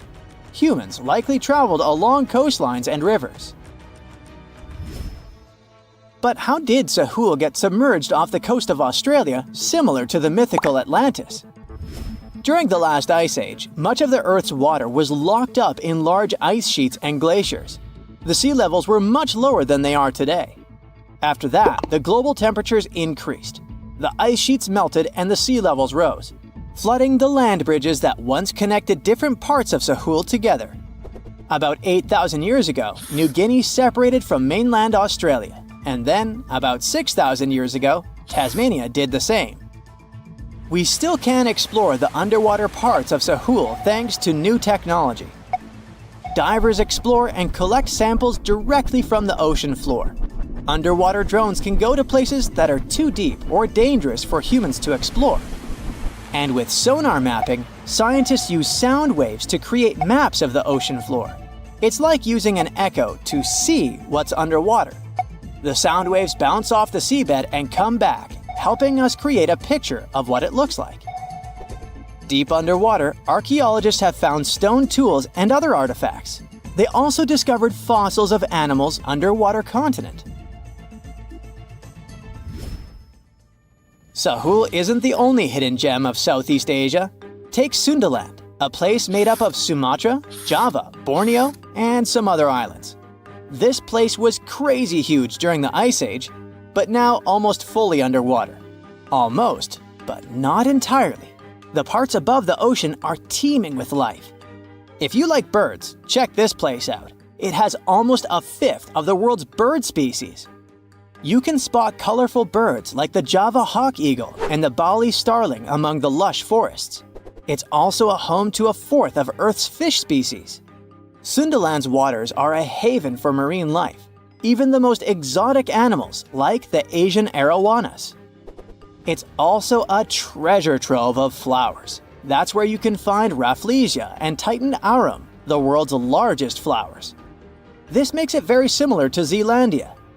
Zealandia is a long, narrow piece of land about half the size of Australia. It broke from Antarctica about 100 million years ago. Just like Sundaland, it isn't fully underwater. 7% of it stayed above sea level. This sticking out little piece is what we now call New Zealand, along with Stewart Island and some smaller islands. These pieces of Zealandia are lush and warm. They're packed with volcanoes, mountain ranges, beautiful natural geysers, and hot springs. Local people, Maori, use these hot springs for cooking. People place corn, eggs, and vegetables in baskets and lower them directly in the hot springs. Sometimes they cook food in a pit oven using heated rocks. Another hidden world is known as Argoland. This mysterious landmass was once part of Australia, back when dinosaurs chilled around. It drove scientists crazy for decades. They knew it existed because it left a huge stretch on the ancient seafloor, the Argo Abyssal Plain. About 155 million years ago, it broke off from Australia, saying bye-bye. The continent drifted somewhere north, and when it reached Southeast Asia, it just vanished. Scientists had no idea where it went, but recently they finally found its remains. Turns out, poor Argoland's lower parts started drowning into the Sunda Trench, a horrifyingly deep oceanic pit. The Earth's crust sunk into the mantle.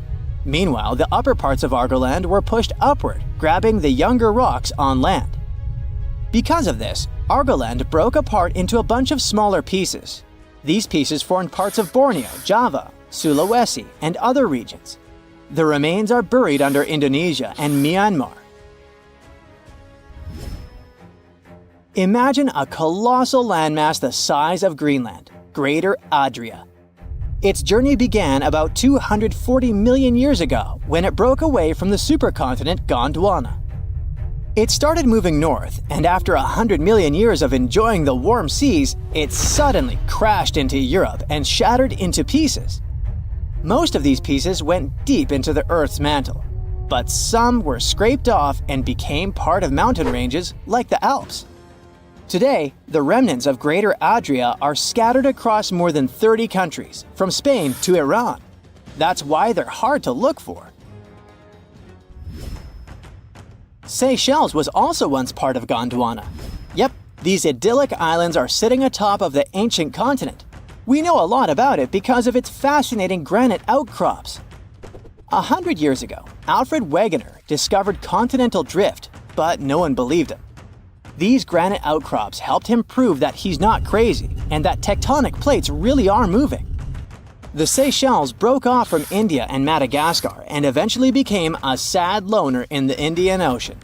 This probably happened because of some insanely active volcanoes in the Deccan Traps.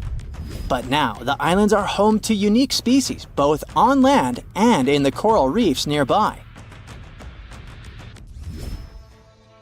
Mauritius broke off from India after the dinosaur wiping. Along its journey, it stretched into a long ribbon-like shape and also broke into pieces.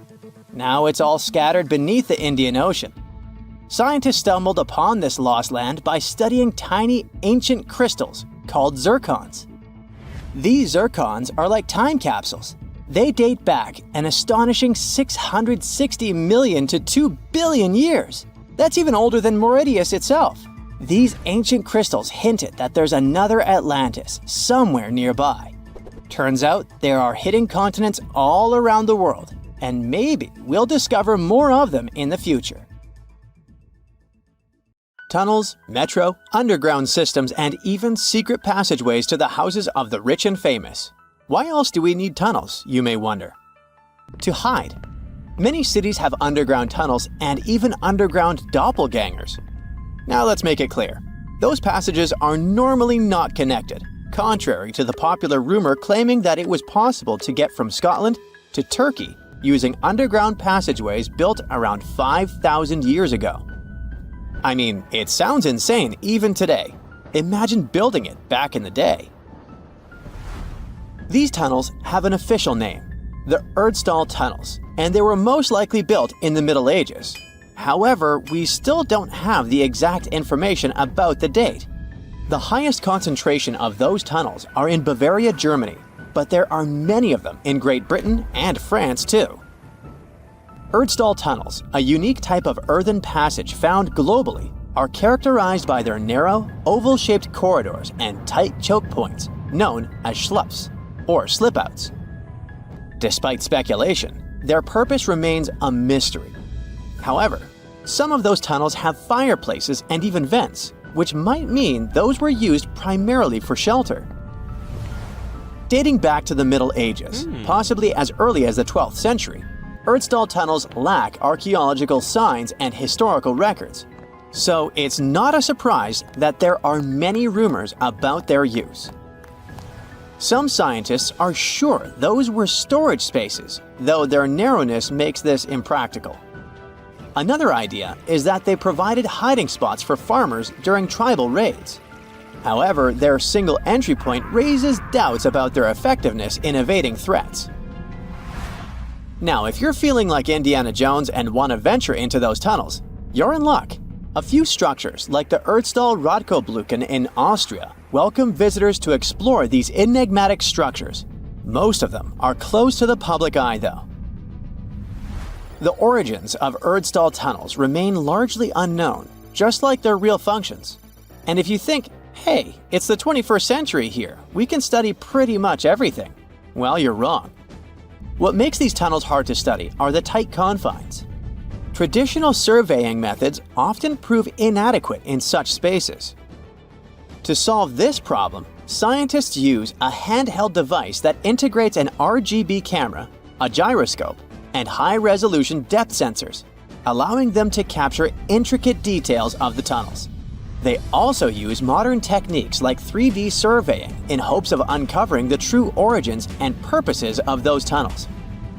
One hypothesis even suggests they may have been poorly conceived dwellings, abandoned when their inadequacies became apparent.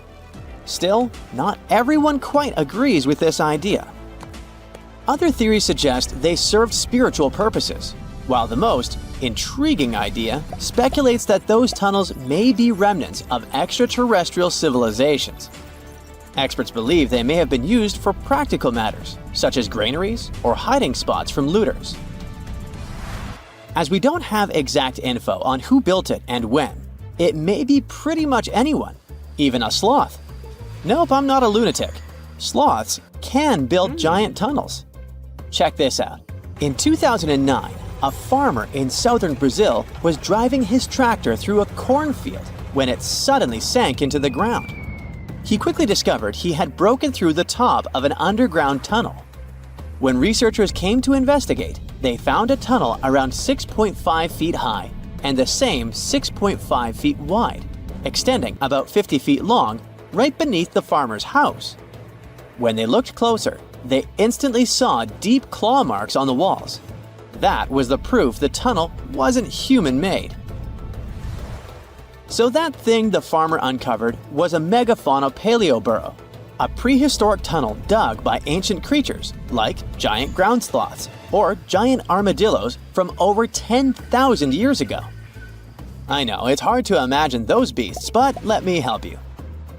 Take a hamster. Now, increase it to the size of an elephant.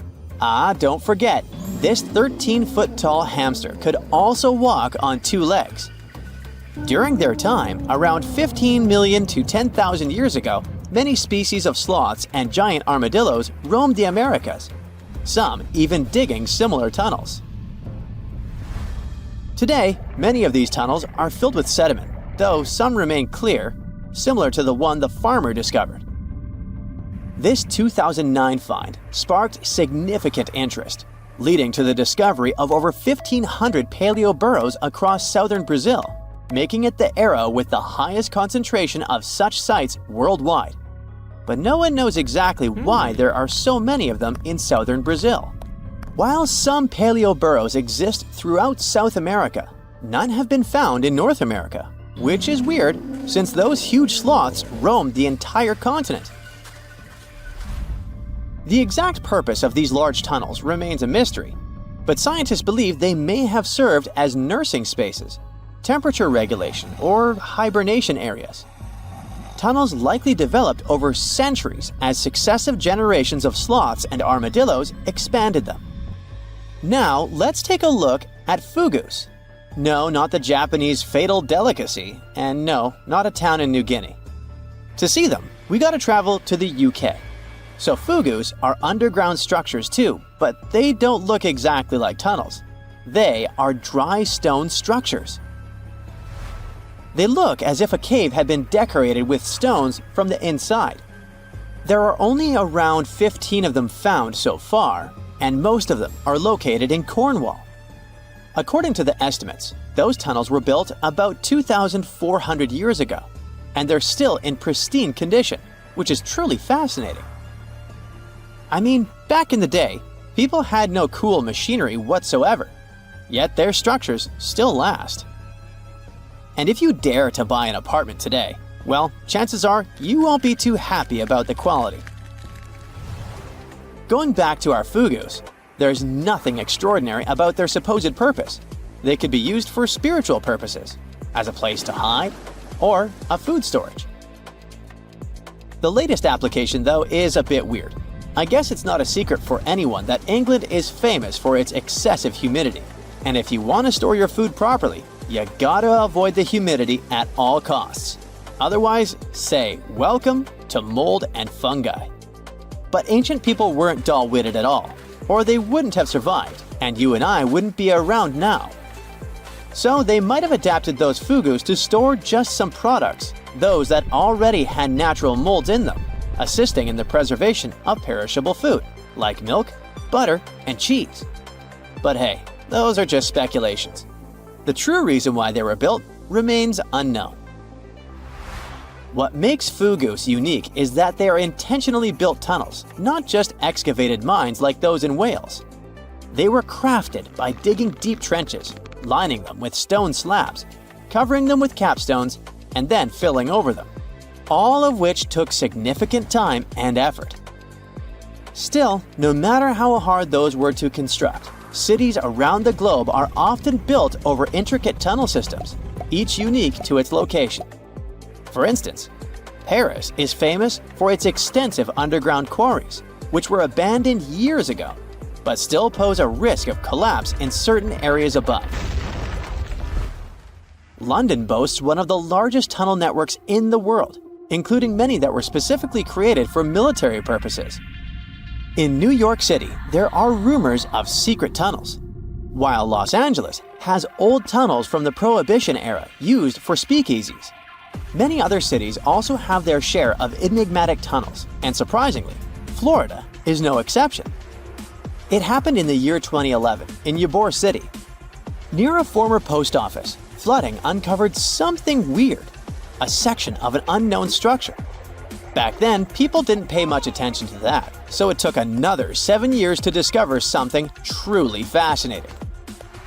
This historic neighborhood was founded in the 1880s, but it remained unknown until 2018 that it also has a hidden tunnel network. We only learned of it because of renovation work. The exact purpose, of course, is unknown, but most scientists are pretty sure that they serve to connect to early gaming spots and the port of Tampa. Figuring out how extensive the tunnel network is tricky. In 2018, a historic home in Seminole Heights revealed locked doors leading to tunnels from the 1920s. One local even said he traveled through a tunnel for 20 minutes. Rumors suggest some tunnels connect to the Hillsborough River and Ybor City. Research is ongoing, but no new info has emerged yet. Scientists found an entire city of Gallengola that was hidden beneath the dense jungles of Mexico for 600 years.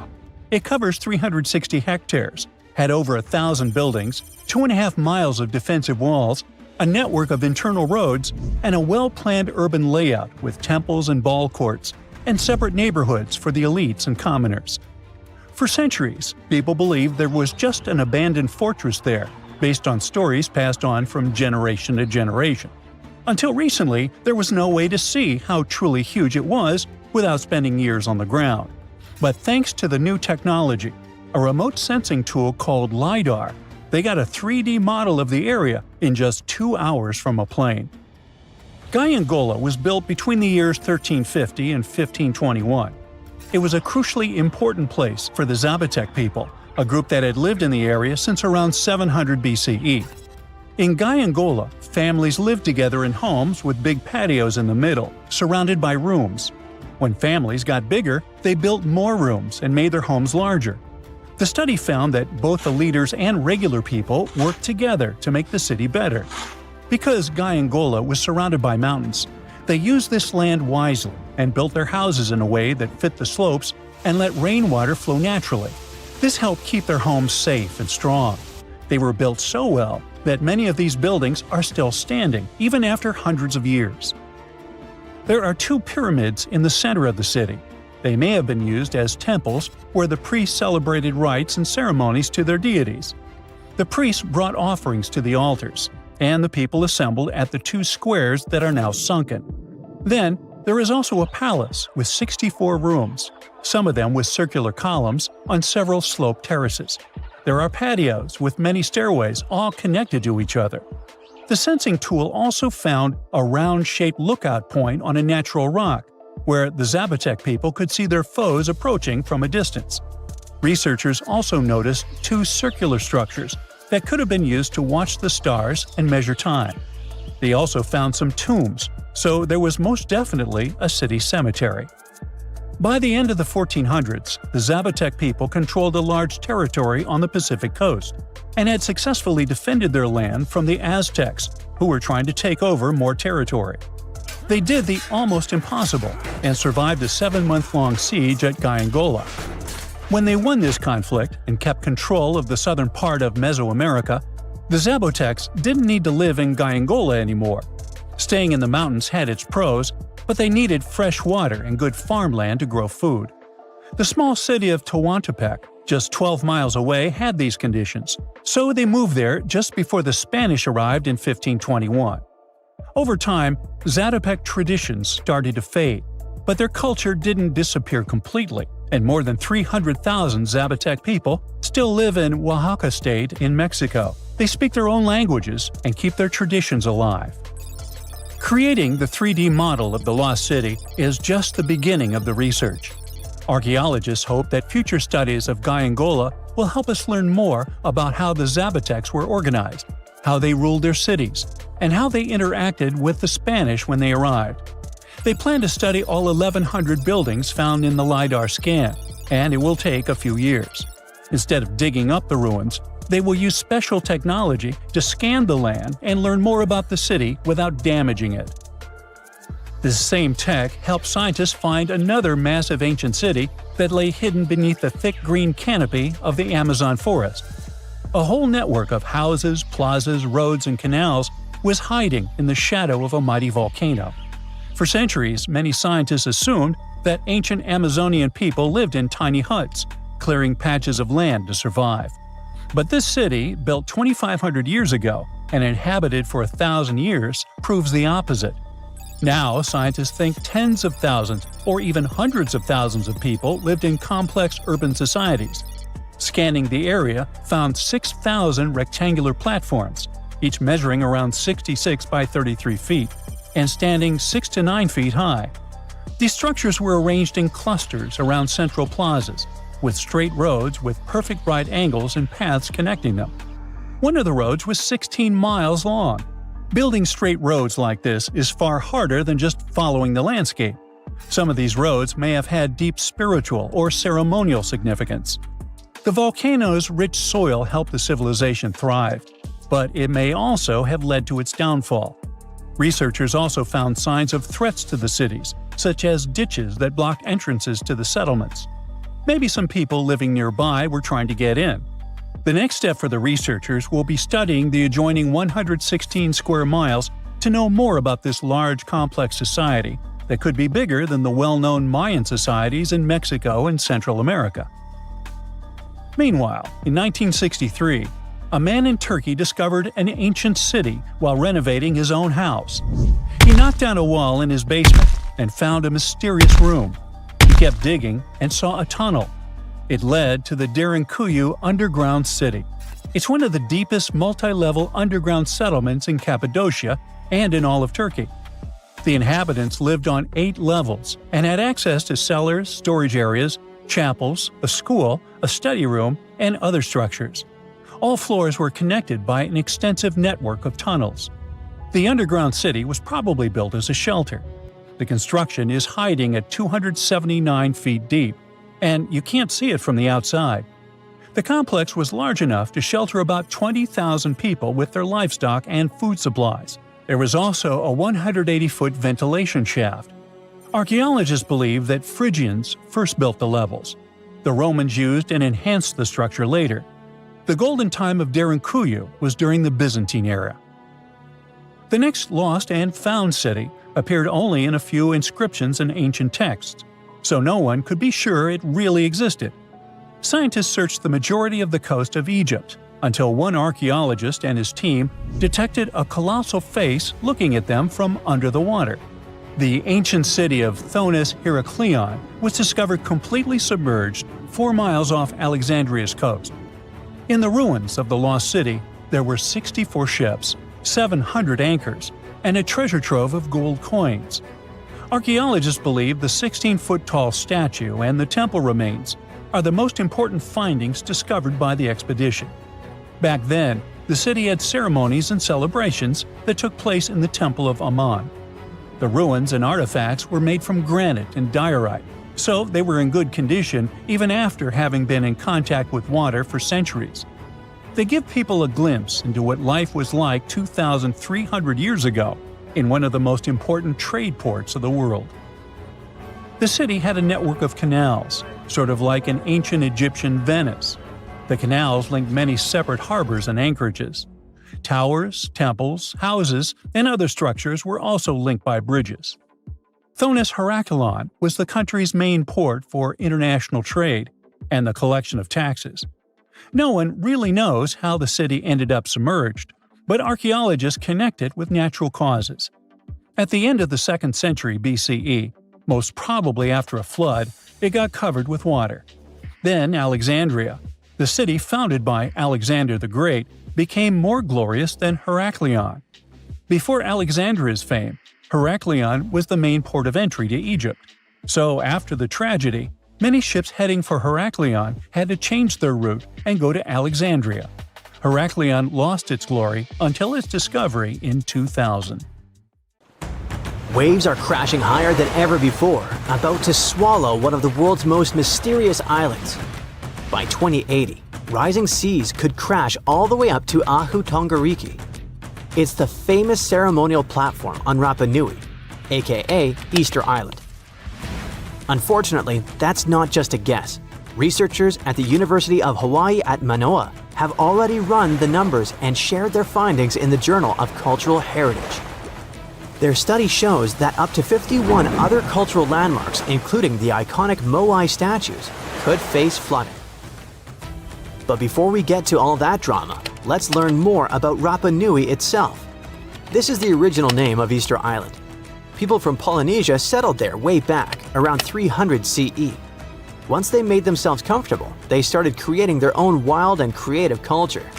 Between the 10th and 16th centuries, they built massive ceremonial platforms called ahu and huge statues called moai, made to honor ancestors. Those giant figures still stand today, giving the island a mysterious vibe.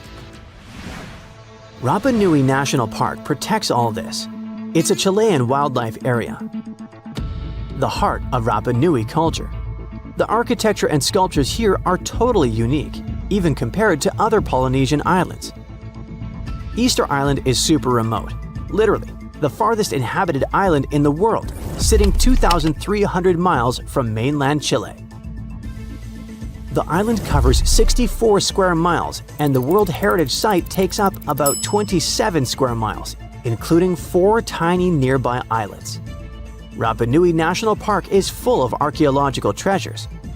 Experts estimate there are about 900 moai, more than 300 ahu, and thousands of other structures for farming, funerals, houses, and daily life. The moai are incredible. Some stand 6.5 feet tall. Others reach almost 66 feet. Most were carved from yellow-brown lava using simple basalt tools called toki. Some moai were still being carved. Some were being moved to their final ahu, and some were torn down and re-erected. The quarries, like Rano Raraku, show us today how the carvings were made. The ahu come in all shapes and sizes.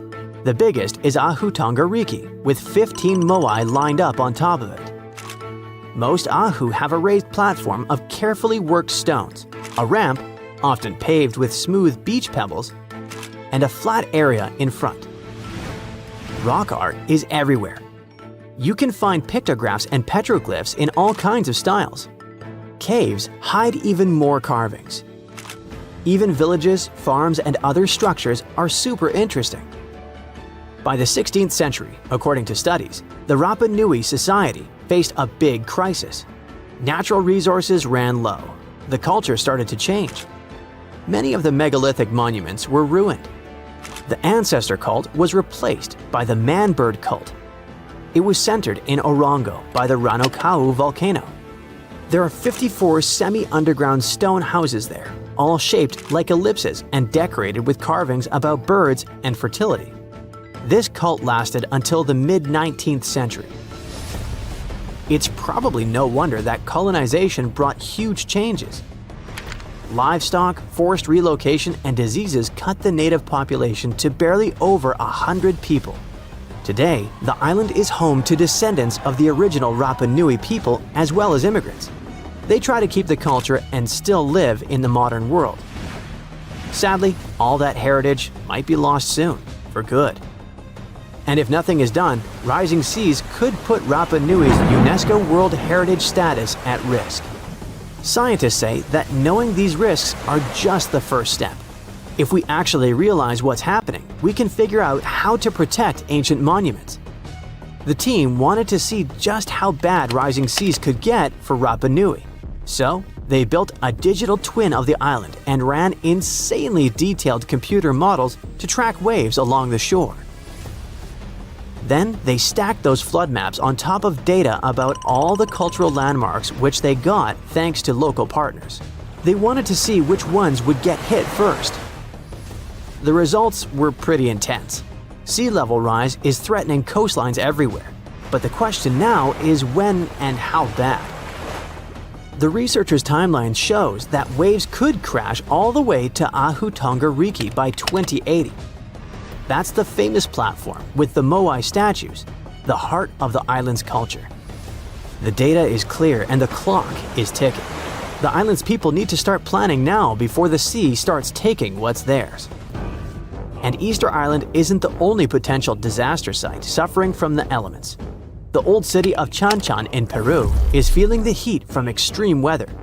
It used to be the capital of the Chimu Empire and is basically the biggest pre-Columbian city made out of earth in the Americas. The place was super advanced for its time. They had smart city planning, organized society, irrigation systems, and some amazing art. The Incas took over in the 1400s, but the ruins still show how sophisticated the Chimu were.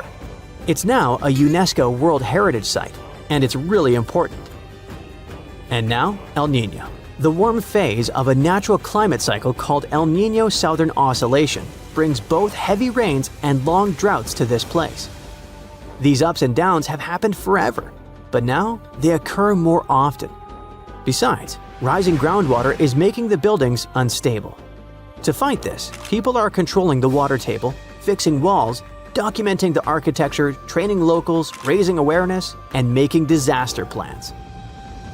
Storms and shrinking sea areas are also causing problems for the 19th century whaler settlement on Herschel Island in Canada.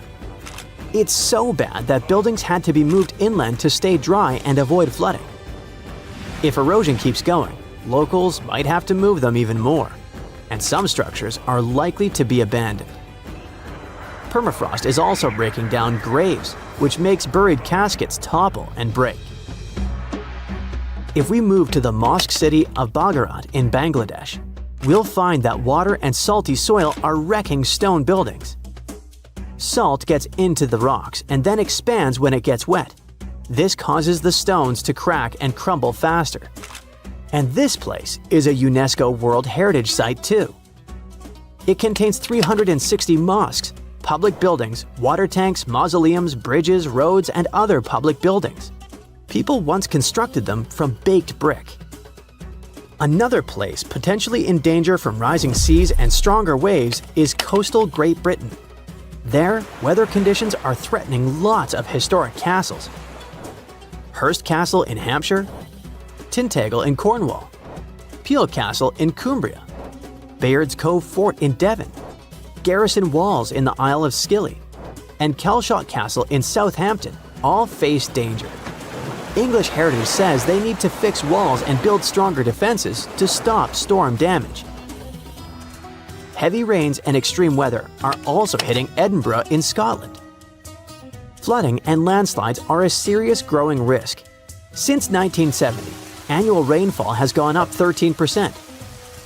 The sandstone repeatedly gets wet and dries, which wears down Edinburgh Castle and erodes the volcanic rock it stands on. Is it going to topple one day? If nothing is done soon, time will show, I guess. Another super famous and touristy place that might get flooded soon is Venice in Italy. Its lagoon faces a serious threat from rising sea levels. Flooding is becoming more and more common. This puts the city's buildings and streets at risk. So, as you see, the problem of Rapa Nui aren't unique. Other coastal places like Hawaii face the same threat from rising seas. Ancient temples, sacred burial grounds, and other irreplaceable cultural sites are at risk, just like the moai and ceremonial platforms of Easter Island.